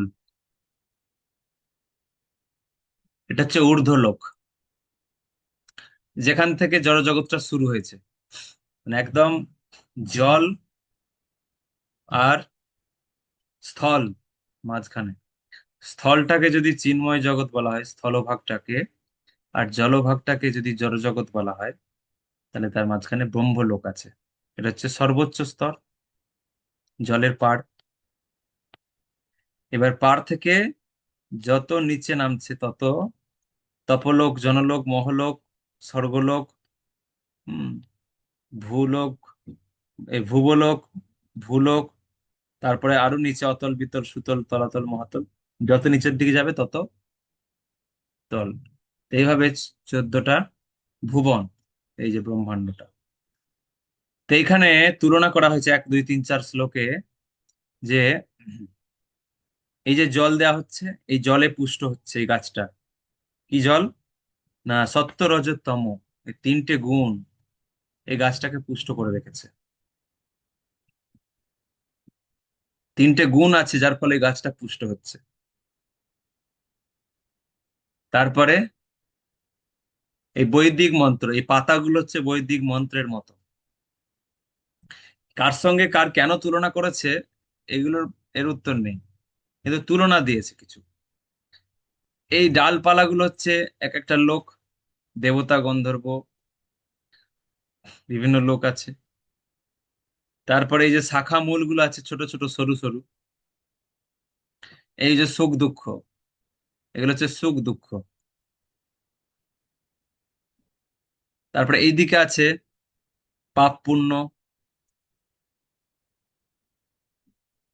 ঠিক আছে। ছোট ছোট শাখাগুলো হচ্ছে সুখ দুঃখ, আর শাখা মূলগুলো হচ্ছে পাপ পুণ্য। এই যে মূল, এই জায়গাগুলো যেখান থেকে ছোট ছোট সরু সরু শাখা বেরিয়েছে, এগুলো হচ্ছে পাপ পুণ্য। এইগুলো এই মূল থেকে পাপ পুণ্য যেমন হবে সেরকম সুখ দুঃখ পাবে। এখানে ফল আছে দেখুন, এই ছোট ফল আছে। এটা হচ্ছে ধর্ম, অর্থ, কাম, মোক্ষ, ঠিক আছে। আচ্ছা, নিচের দিকে কিছু, নিচের দিকে ডালপালার থেকে কিছু সূক্ষ্ম সূক্ষ্ম মূল বেরিয়েছে, এগুলো বলছে আসক্তি, বিরক্তি। আচ্ছা, এখানে পল্লব রয়েছে, পল্লব, এই যে অনেকগুলো পাতা একসঙ্গে পল্লব বলা হয়। এটা হচ্ছে রূপ, রস, শব্দ, গন্ধ, স্পর্শ, মানে ইন্দ্রিয়ের বিষয়গুলো। আচ্ছা, এই যে মূলটা, গাছের মূলটা উপরে, এটা হচ্ছে কামনা বাসনার উপরে দাঁড়িয়ে আছে।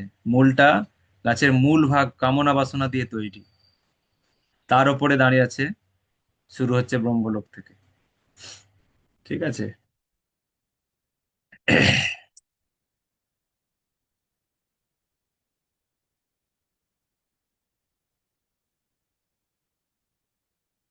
তো এই হচ্ছে বিষয়।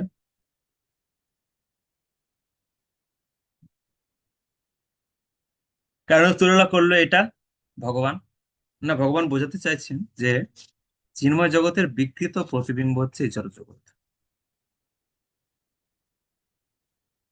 এই জড়জগতে যা কিছু সব হচ্ছে চিন্ময় জগতের বিকৃত প্রতিবিম্ব। লাস্টে ভগবান বললেন যে, আচ্ছা, কিভাবে, তাহলে দেখুন এই মূলটা, এই যে মূল, এই মূলটা হচ্ছে প্রচন্ড শক্ত। কি দিয়ে তৈরি? কামনা বাসনা দিয়ে তৈরি। তাহলে কামনা বাসনা যত কমবে, তত এই মূলের শক্তি কমবে, এই মূলগুলো তত দুর্বল হয়ে যাবে, কারণ ওগুলো কামনা বাসনা দিয়ে তৈরি। তাহলে মূলগুলো যখন দুর্বল হবে, তখন কি হবে, না গাছটা আস্তে আস্তে নষ্ট হবে।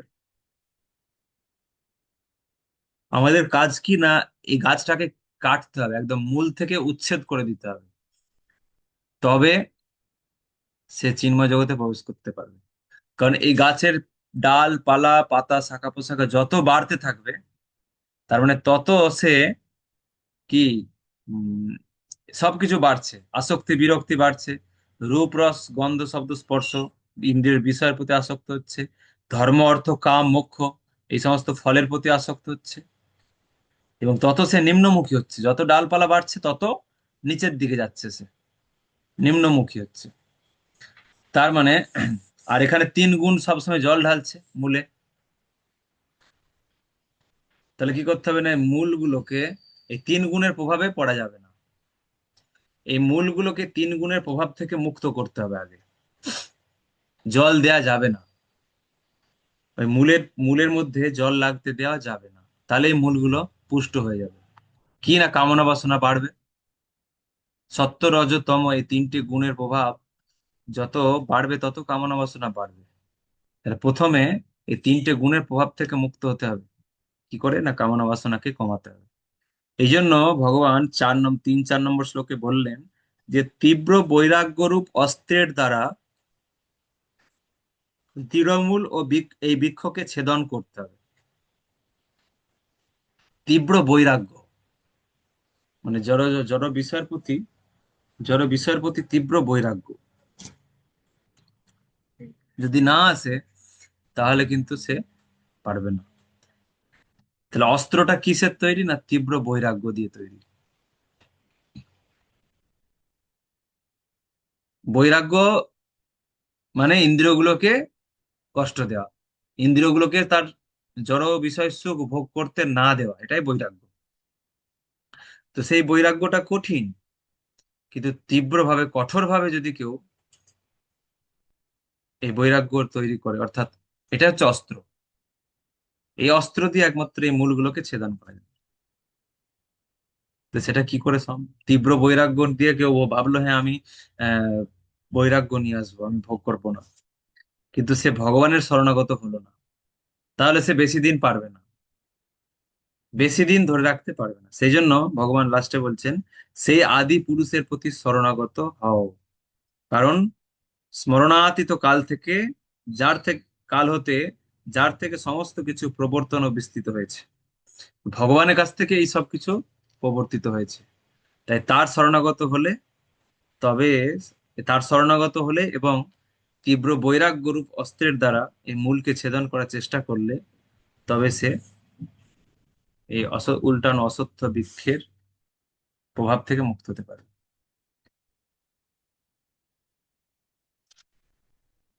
নির্মাণ মহাজিত সঙ্গদোষা আধ্যাত্ম নিত্যা বিনিবৃত্ত কামা দ্বন্দ্বের বিমুক্তা সুখ দুঃখ সঙ্গই গচ্ছন্ত মূঢ় পদম অব্যয়ং। কারা এটা পারবে, কারা এটা লাভ করতে পারবে না, যারা অভিমান ও মোহ শূন্য, সঙ্গদোষ রহিত, নিত্য অনিত্য বিচার পরায়ণ, কামনা বাসনা বর্জিত, সুখ দুঃখ আদি দ্বন্দ্ব সমূহ থেকে মুক্ত এবং মোহমুক্ত, তারাই সে অব্যয় পদ লাভ করে। অর্থাৎ শরণাগত। লাস্টে বললেন ভগবান আগের শ্লোকে আদি পুরুষের শরণাগত হও। তো শরণাগত মানে বহুপা তাৎপর্যে বলেছেন যে শরণাগতির পন্থা এখানে সুন্দরভাবে বর্ণিত করা হয়েছে। প্রথম যোগ্যতা হচ্ছে গর্বের দ্বারা মোহাচ্ছন্ন না হওয়া। কারণ শরণাগতির আমরা 6টা অঙ্গ আছে জানি: দৈন আত্ম নিবেদন, গোপ্তিত্বে বরণ, অবশ্য রক্ষিবে কৃষ্ণ বিশ্বাস পালন, ভক্তির অনুকূল মাত্র কার্যের স্বীকার, ভক্তি প্রতিকূল ভাব বর্জন অঙ্গীকার। এই হচ্ছে 6টা হচ্ছে শরণাগতির অঙ্গ। তো সেই শরণাগতির 6টা অঙ্গ এখানে ভগবান বলেছেন, ওইভাবে বলেননি কিন্তু ঘুরিয়ে বলেছেন। অভিমান শূন্য মানে শরণাগতির কোন অঙ্গ এটা? অভিমান শূন্য। শরণাগতির 6টা অঙ্গ আছে, সেই 6টা অঙ্গের সঙ্গে এগুলো মিলছে কিনা আপনাকে দেখতে হবে।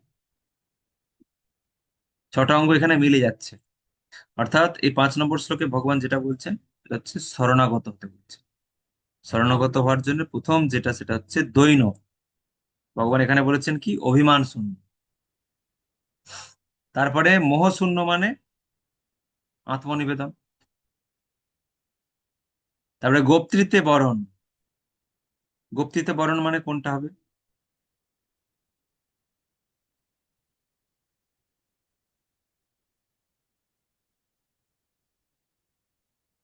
দৈন আত্মনিবেদন গুপ্তিত্বে বরণ, অবশ্য রক্ষিবে কৃষ্ণ বিশ্বাস পালন।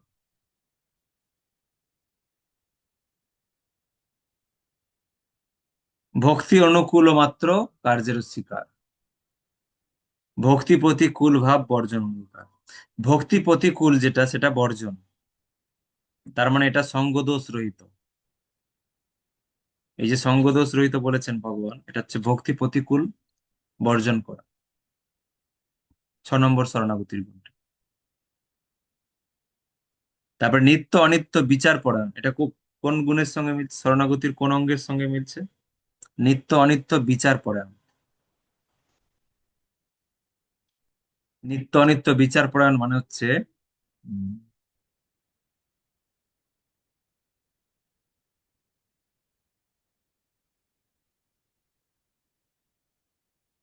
দৈনাত্ম নিবেদন গুপ্তিত্বে বরণ, অবশ্য রক্ষিবে কৃষ্ণ বিশ্বাস পালন।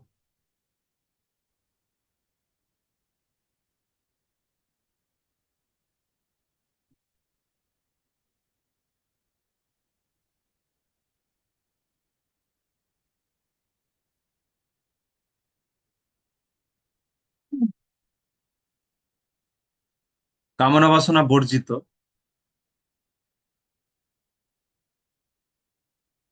ভক্তি অনুকূল মাত্র কার্যের স্বীকার, এটা হচ্ছে কামনা বাসনা বর্জিত। ভক্তির অনুকূল যেগুলো সেগুলোকে স্বীকার করা, তার মানে সমস্ত কামনা বাসনা বর্জন।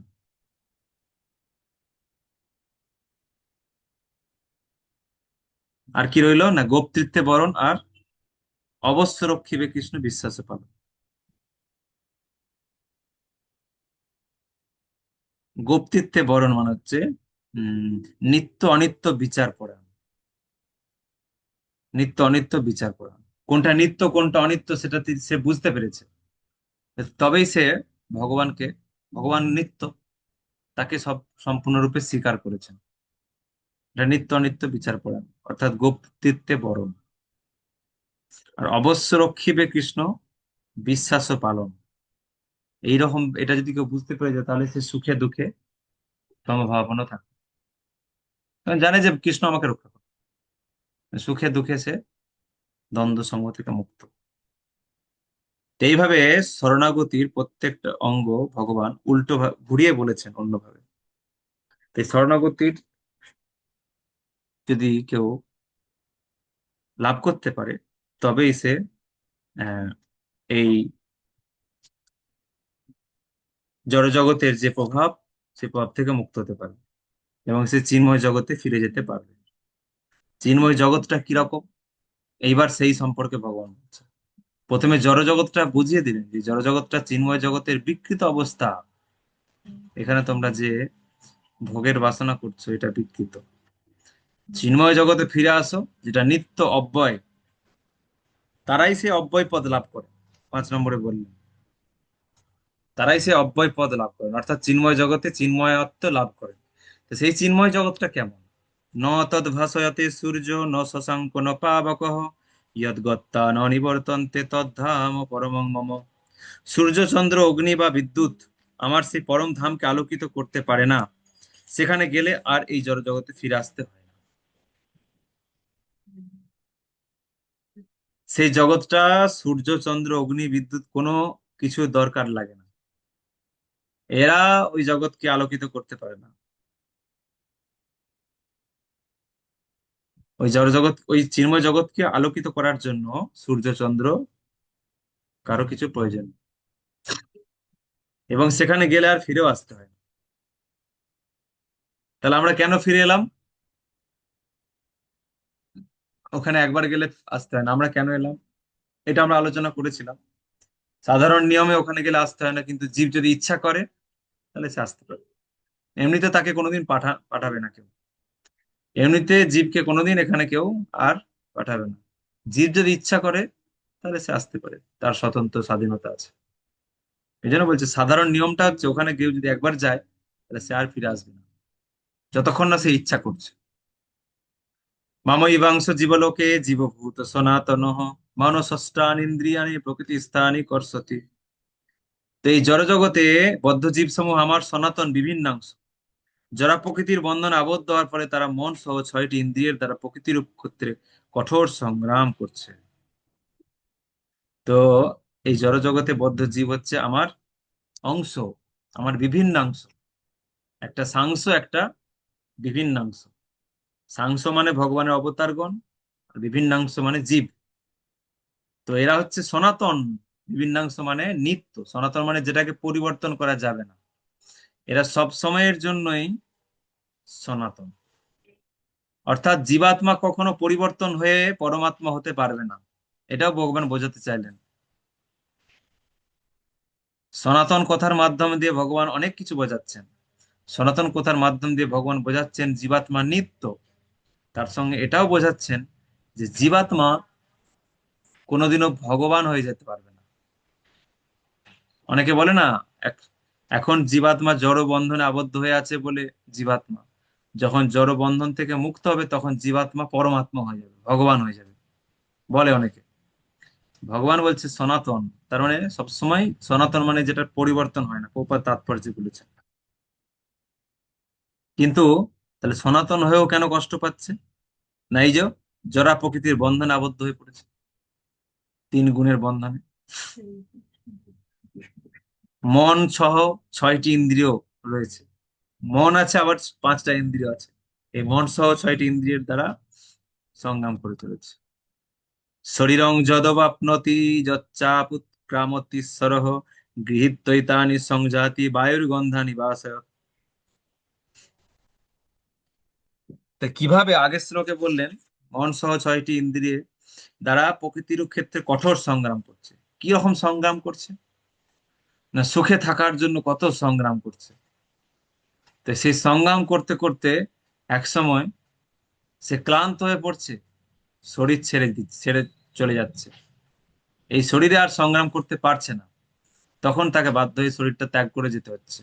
কোথায় যাচ্ছে? না বায়ু যেমন ফুলের গন্ধ নিয়ে অন্যত্র গমন করে, তেমনি এই জড়জগতে দেহের ঈশ্বর জীব এক শরীর থেকে অন্য শরীরে তার জীবনের বিভিন্ন ধারণাগুলি নিয়ে চলে যায়। বুঝতে পারছেন? সুখ ভোগের বাসনা তো ছাড়তে পারছে না, ওটা আর থাকছে, কিন্তু শরীরটা আর পারছে না। শরীরটা আর সেই সুখের জন্য উপযুক্ত নয়। তখন সেই শরীর ত্যাগ করে দিয়ে অন্য একটা শরীরে সেই সুখ ভোগের বাসনাগুলো, সেই ধারণাগুলো নিয়ে চলে যাচ্ছে, গিয়ে অন্য একটা শরীরে প্রবেশ করছে।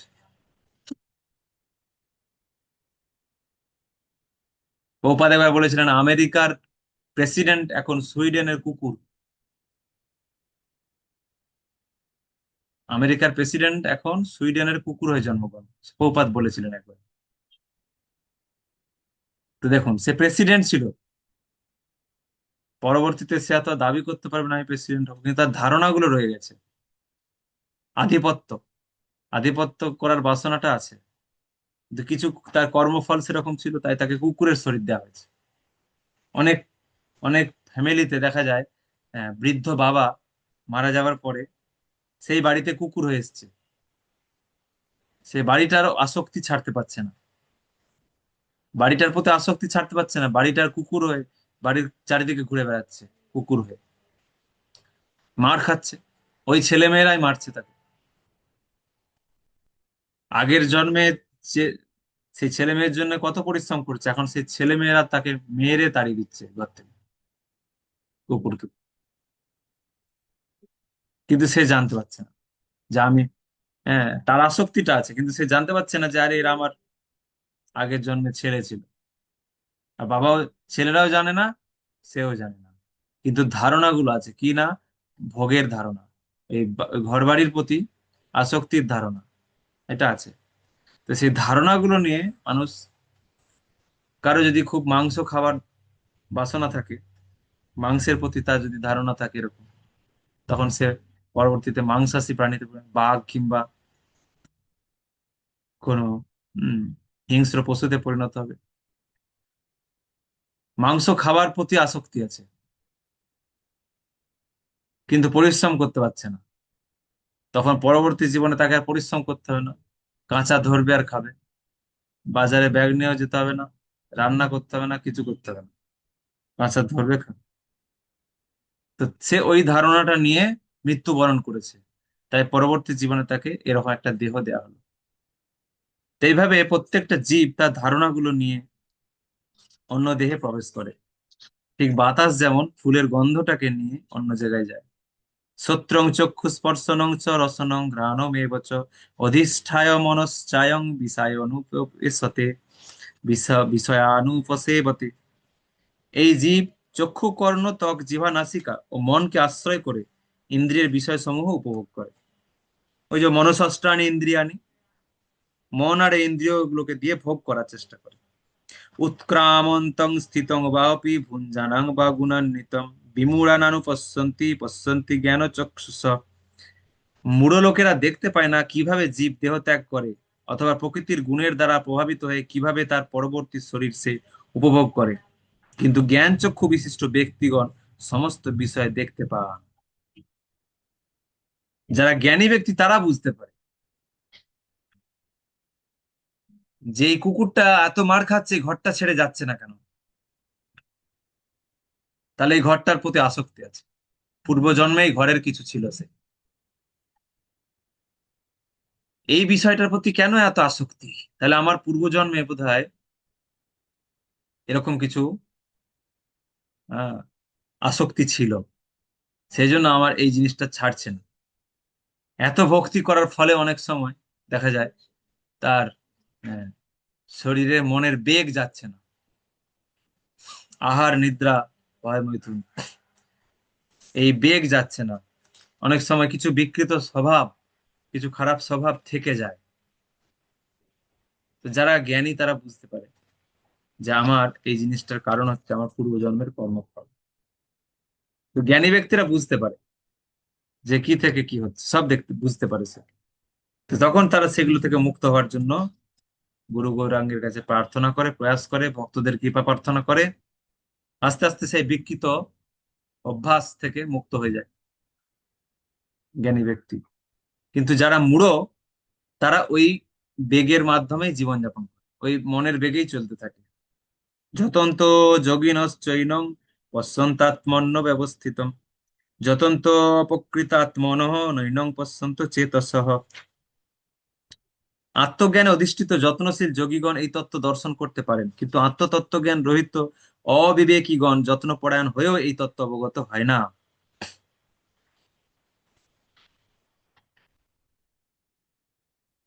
যা আত্মতত্ত্বজ্ঞ ব্যক্তি, আত্মজ্ঞান রয়েছে, আত্মার বিষয় জানে, তারা এগুলো বুঝতে পারে। যদাদিত্য গতং তেজো জগৎ ভাষায়ত খিলম যচ্চন্দ্রমসি যচ্চাগ্নৌ তত্তেজ বিদ্ধি মামকম। সূর্যের যে জ্যোতি এবং চন্দ্র অগ্নির যে জ্যোতি সমগ্র জগৎকে উদ্ভাসিত করে, তা আমারই তেজ বলে জানবে। ভগবান বললেন, সূর্য চন্দ্রের বিষয়টা বললেন, আগেও বলেছেন যে এগুলো সব আমার থেকে আসছে। গমা বিশ্ব চ ভূতানি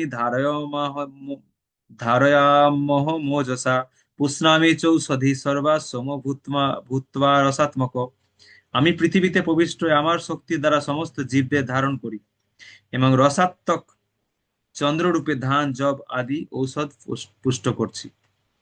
মাটির ভিতরেও ভগবান আছেন, তিনি সমস্ত উদ্ভিদকে তিনি রস প্রদান করছেন, যার ফলে সমস্ত উদ্ভিদ, সমস্ত শাকসবজি সবকিছু ফল দিচ্ছে। দেখুন, আম গাছ লাগালে আমটাই ফলবে, কুমড়ো ফলবে না। আর ঠিক আমের যেমন আকৃতি সেরকমই আম হবে। কুমড়ো গাছ লাগালে ঠিক কুমড়ো ফলের মতো কুমড়ো ফল আসবে, কুমড়োর মতো আকৃতি। তো একই মাটি, মাটিটা তো একই, তাহলে কোনোটা সবুজ রঙের, কোনোটা বেগুনি রঙের, কোনোটা লাল রঙের, এত রংগুলো আসছে কোত্থেকে? মাটি থেকে আসছে। কোনোটা মিষ্টি ফল, কোনোটা টক ফল, কোনোটা তেঁতো ফল, তাই না? কোনোটা কোনোটা তেঁতো গাছ, নিম গাছ। এই এত স্বাদ, এত রং, এত আকৃতি, এসব কোথা থেকে আসছে? সব মাটি থেকে। মাটি থেকে ভগবান এগুলো তৈরি করাচ্ছে। সেজন্য বলছে আমি মাটিতে আছি, আমার শক্তিতে এই সব কিছু হচ্ছে। আর চন্দ্র রূপে আমি সমস্ত ধান, যব ইত্যাদি, হ্যাঁ, শস্য, এগুলো আমি পুষ্ট করছি। চাঁদ উঠলে তবে শস্য পুষ্ট হয়, আমরা জানি। অহং বৈশ্বানরো ভূত্বা প্রাণিনাং দেহমাশ্রিতঃ প্রাণাপান সমাযুক্তঃ পচামন্নং চতুর্বিধম। আমি জঠরাগ্নিরূপে প্রাণীগণের দেহ আশ্রয় করে প্রাণ ও অপান বায়ুর সংযোগে 4 প্রকার খাদ্য পরিপাক করি। দেখুন, ভগবানই খাবার জোগাচ্ছে আর ভগবানই হজম করাচ্ছে। উনি খাওয়াচ্ছে আবার উনি হজম করাচ্ছে, কত দায়িত্ব পড়ে গেছে ওনার। বলছে জঠরাগ্নিতে আমি বসে আছি, আমি না কৃপা করলে তোমার হজমই হবে না, জল খেলেও অ্যাসিড হয়ে যাবে। যদি আমি জঠরাগ্নি রূপে তোমাদেরকে কৃপা না করি, তাহলে জল খেলেও অ্যাসিড হয়ে যাবে, হজমই হবে না। ওই আগুনটা যদি নিভে যায়, জঠরাগ্নি আছে, ওই আগুনটা যদি নিভে যায়, তাহলে কিচ্ছু হজম হবে না। আগুনটা জ্বলছে বলে সমস্ত খাবারগুলো দাহ হচ্ছে, মানে পুড়ছে, মানে ওটাকে আমরা বলি হজম হচ্ছে। হুম। তো যাই হোক, ভগবান বলছে আমি খাদ্য পরিপাক করি।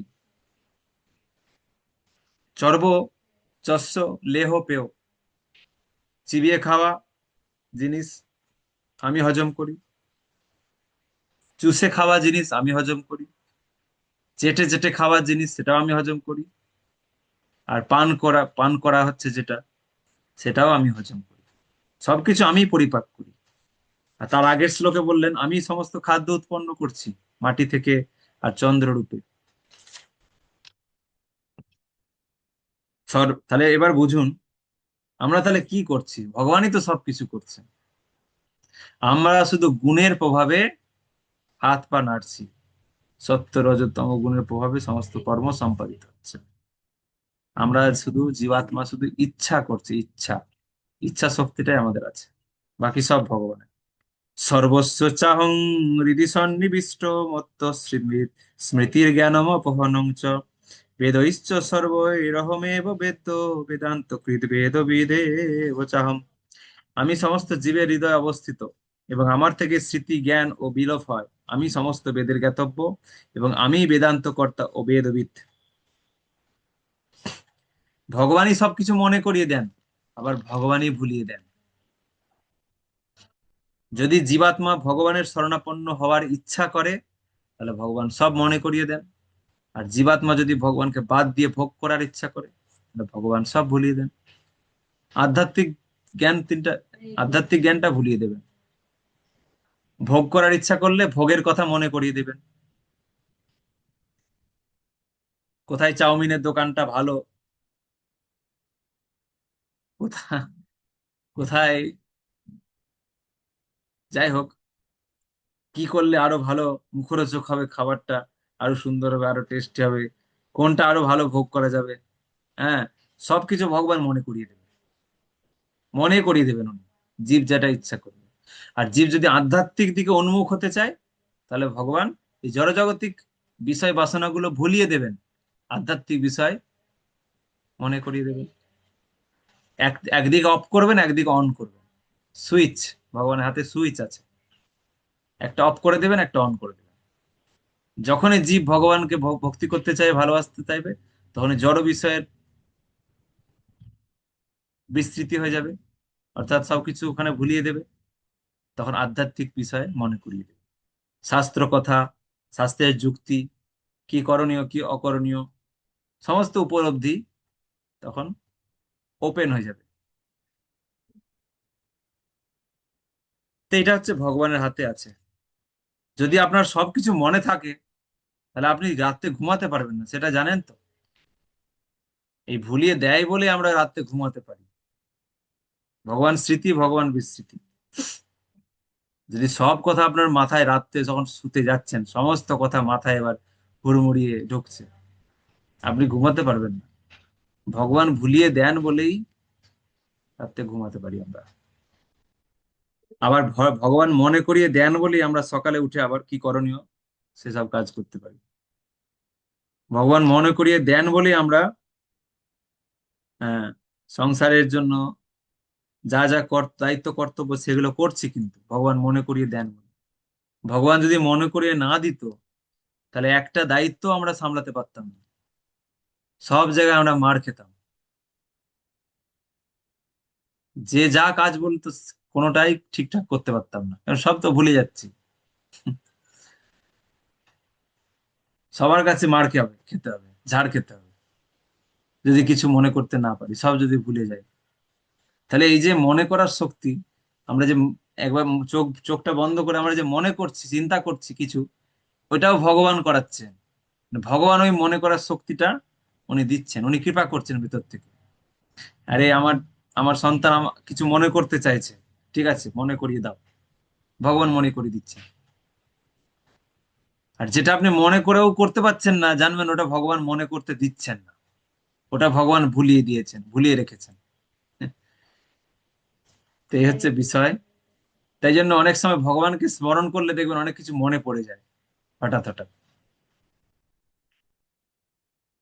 কখনো দেখবেন আপনি ভগবানের সেবায় আছেন, কোন একটা বিষয় আপনার খেয়াল নেই, কিন্তু অত্যন্ত গুরুত্বপূর্ণ বিষয় হঠাৎ করে মনে পড়ে গেছে, ভাববেন ওটা পরমাত্মা আপনাকে মনে করিয়ে দিয়েছে, ওটা পরমাত্মা মনে করিয়ে দিয়েছে। আপনি ভুলেই যে যাচ্ছিলেন, কিন্তু ভগবানের কৃপা হঠাৎ মনে পড়ে গেছে। খুব খুব গুরুত্বপূর্ণ কাজ। আরে আধার কার্ডটা নেওয়া হয়নি, আরে আধার কার্ডটা নিয়ে নাও। বৃন্দাবনে যাচ্ছেন, হট করে মনে পড়ে, কিভাবে মনে পড়লো? কিন্তু ওই আধার কার্ডের কোনো লিংক নেই, আধার কার্ডের প্রসঙ্গের কোনো কথা নেই, কোনো কিছু নেই, অথচ আপনার মনে পড়ে গেল কি করে? এটা পরমাত্মা মনে করে দিয়েছে হঠাৎ। এরকম অনেক বিষয় আছে যেগুলোর কোনো প্রসঙ্গই নেই, মনে পড়ার কথাই না, কিন্তু পরমাত্মা অনেক সময় মনে পড়িয়ে দেয়। যারা যত শরণাগত, তাদের এই ভুলটা কম হয়, তাদের কম ভুল হয়। কেন? তারা যেহেতু শরণাগত, ভগবান সঠিক জিনিস সঠিক সময় তাদেরকে সঠিক জিনিসটা মনে করিয়ে দেন। এটা হচ্ছে বিষয়। দেখবেন কেউ খুব ভালো হরি কথা বলেন, সঠিক সময় সঠিক তত্ত্ব, সঠিক শ্লোক, সঠিক উপমা, সঠিক লীলা কাহিনী, সবকিছু খুব সুন্দরভাবে উপস্থাপনা করে বলছেন। এরা অনেক ভালো বক্তা আছে। কি করে? তারা খুব ভালো ভক্ত, ভগবানের খুব শরণাপন্ন। তো সেই জন্য ভগবান পরমাত্মা রূপে তাদের হৃদয় থেকে সঠিক সময় সঠিক জিনিস বলাচ্ছেন। এটাই হচ্ছে স্মৃতি, এটাই বিস্মৃতি। ভগবান বলছে আমি স্মৃতি, আমি বিস্মৃতি, আমি মনে করিয়ে দিই আর আমি ভুলিয়ে দিই। আমার থেকে জ্ঞান আর আমার থেকে বিলোপ দুটোই হয়। তাহলে যে যত ভগবানের শরণাপন্ন, তার তত সঠিক সময় সঠিক জিনিস স্মৃতিতে আসবে, সঠিক উপলব্ধি সঠিক সময় তার মধ্যে উদ্ভাসিত হবে।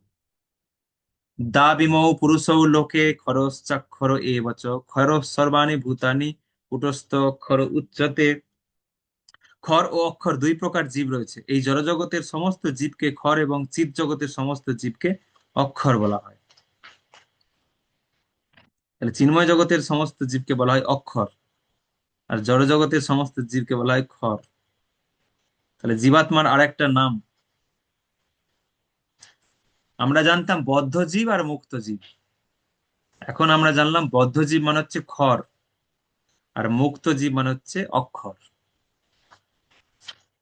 উত্তম পুরুষ পুরুষস্তন্য পরমাত্মে তুরিত যো লোকত্র মা বিশ্ব বিভর্তব্যয় ঈশ্বর। এই উভয় থেকে ভিন্ন উত্তম পুরুষকে বলা হয় পরমাত্মা, যিনি ঈশ্বর ও অব্যয় এবং ত্রিজগতের মধ্যে প্রবিষ্ট হয়ে পালন করছেন। এবার ভগবান পুরুষোত্তম বিষয়টাতে ঢুকছেন আস্তে আস্তে। জড় জগতের কথা বললেন, যেটা হচ্ছে চিন্ময় জগতের বিকৃত প্রতিবিম্ব। তারপরে চিন্ময় জগতের কথা বললেন, যেখানে সূর্য চন্দ্রের আলো নেই, যেখানে গেলে আর ফিরে আসতে হয় না, সেগুলো বললেন। তারপর বললেন এই জড় জগতে সমস্ত কিছু, যা কিছু তোমরা খাচ্ছ, যা হজম করছো, সব আমার মাধ্যমে। তোমরা টিকে আছো, বেঁচে আছো সম্পূর্ণ আমার কৃপাতে। আর কি? না আমি সবকিছু কাজ করিয়ে দিই, মনে করিয়ে দিই, আমি ভুলিয়ে দিই। আর এই জড়জগতে জীবাত্মা রয়েছে যাদেরকে বলা হয় ক্ষর, আর চিন্ময় জগতে জীবাত্মা রয়েছে যাদেরকে বলা হয় অক্ষর। এই জড়জগতের জীবাত্মা, চিন্ময় জগতের জীবাত্মা, সবার থেকে আরেকজন শ্রেষ্ঠ ব্যক্তি আছেন যাকে বলা হয় পরমাত্মা। তিনি হচ্ছেন এই ত্রিজগতের মধ্যে প্রবিষ্ট হয়ে পালন করছেন। তিনি এই উভয় জগতের ক্ষর অক্ষরের থেকেও শ্রেষ্ঠ, এবং তিনিই সবকিছু পালন করছেন। যস্মাৎ খরম অতীত অহম অক্ষরাৎ অপি উত্তমঃ অতস্মি লোকে বেদে চ প্রথিত পুরুষোত্তম। যেহেতু আমি হচ্ছে সেই ক্ষরের অতীত এবং অক্ষর থেকেও উত্তম, সেহেতু জগতে ও বেদে আমি পুরুষোত্তম নামে বিখ্যাত। নিতাই গৌর প্রেমানন্দে হরি হরি বল। কৃষ্ণচন্দ্র ভগবান কি জয়। এখানে ভগবান বললেন যে আমি হচ্ছে ক্ষরের অতীত এবং অক্ষর থেকেও উত্তম। খর মানে হচ্ছে বদ্ধজীব, তাদের অতীত মানে তারা তো আমার ধরা ছোঁয়ার বাইরে, তাদের কাছে আমি ধরা ছোঁয়ার বাইরে। কিন্তু এই চিন্ময় জগতে যারা আছে তারা তো বদ্ধ জীবাত্মাদের থেকে উন্নত, চিন্ময় জীবাত্মা যারা, কিন্তু আমি তাদের থেকে উত্তম। চিন্ময় জগতে যে সমস্ত মুক্ত জীবাত্মা আছে যাদেরকে অক্ষর বলা হচ্ছে, আমি তাদের থেকে উত্তম, সেই জন্য আমার নাম পুরুষোত্তম। যো মাম এবং অসংমূঢ় জানাতি পুরুষোত্তমম স স সর্ববিদ ভজতি মাম সর্বভাবেন ভারত। হে ভারত, যিনি নিঃসন্দেহে আমাকে পুরুষোত্তম বলে জানেন, তিনি সর্বজ্ঞ এবং তিনি সর্বতভাবে আমাকে ভজনা করেন। ইতি গুহ্যতমং শাস্ত্রম ইদমুক্তং ময়া নঘ এতদ বুদ্ধ্বা বুদ্ধিমান সৎ কৃতকৃত্যশ্চ ভারত।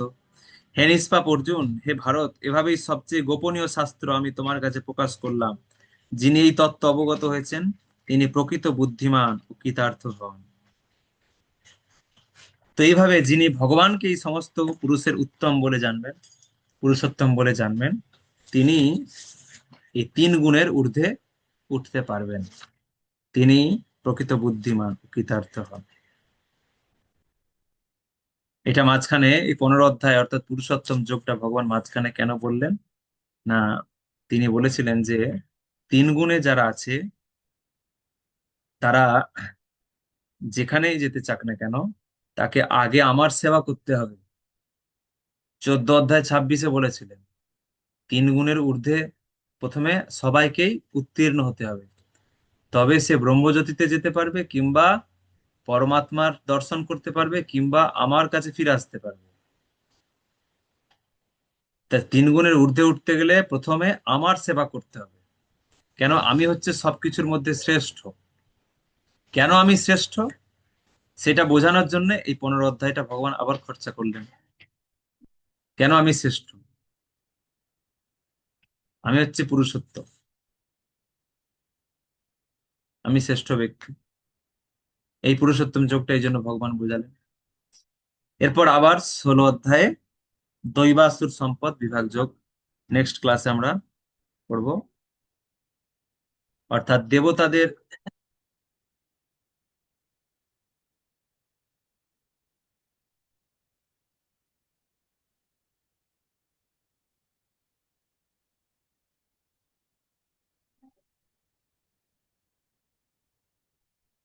দেবতাদের গুণ আর অসুরদের গুণ কিরকম হয় সেটা এখানে আলোচনা করা হবে।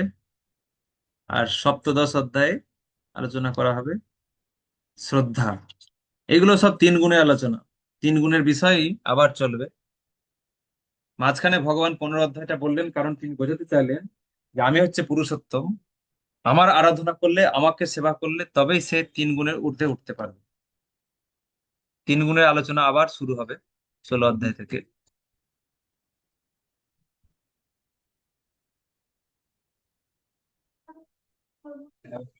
হরে কৃষ্ণ প্রভু, ধন্যবাদ। বলছি হ্যাঁ 14 বলুন। অধ্যায় 1 নম্বর শ্লোকে সর্বোত্তম জ্ঞান, ওইটা একটু যদি বলতেন।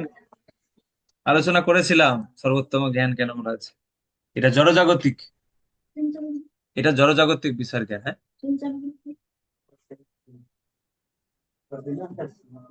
ওইটা ওইটা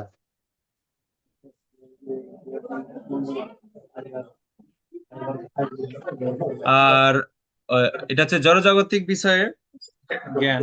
আর যেটা নবম অধ্যায়ে বলা হয়েছিল এটা হচ্ছে ভক্তির বিষয়ে জ্ঞান। ঠিক আছে, ভক্তি বিষয়ে পরম বিজ্ঞান সমন্বিত জ্ঞান। আর এখানে যে যে জ্ঞানটার কথা বলা হচ্ছে এটা হচ্ছে জড়জগতের গুণের ব্যাপার বিষয়ে জ্ঞান। প্রসন্ন আত্মা প্রভু। হ্যাঁ, আমার যেটা বক্তব্য ছিল, যারা বৃন্দাবনে আজকে চলে গেছেন, আমি বলেছিলাম যে গীতার খাতা পেন সঙ্গে নিয়ে যেতে। বাই চান্স যদি আমরা সুযোগ করতে পারি তাহলে সেখানে ক্লাস করব। যদি ক্লাসের টাইমে যদি ফাঁকা পাই তাহলে আমরা ক্লাস করব। যারা আছেন তাদের তো কোনো অসুবিধা নেই, কিন্তু যারা বৃন্দাবনে থাকবে, বৃন্দাবনে সেখানেই ক্লাস হবে। হ্যাঁ, সেখানে মোবাইল নিয়ে ক্লাস করতে পারবেন, কিন্তু খাতা বই সঙ্গে নিয়ে যাওয়ার চেষ্টা করবেন। আর যদি ক্লাস হয় জানিয়ে দেওয়া হবে, আর ক্লাস না হয় তাও জানিয়ে দেওয়া হবে। হরে কৃষ্ণ।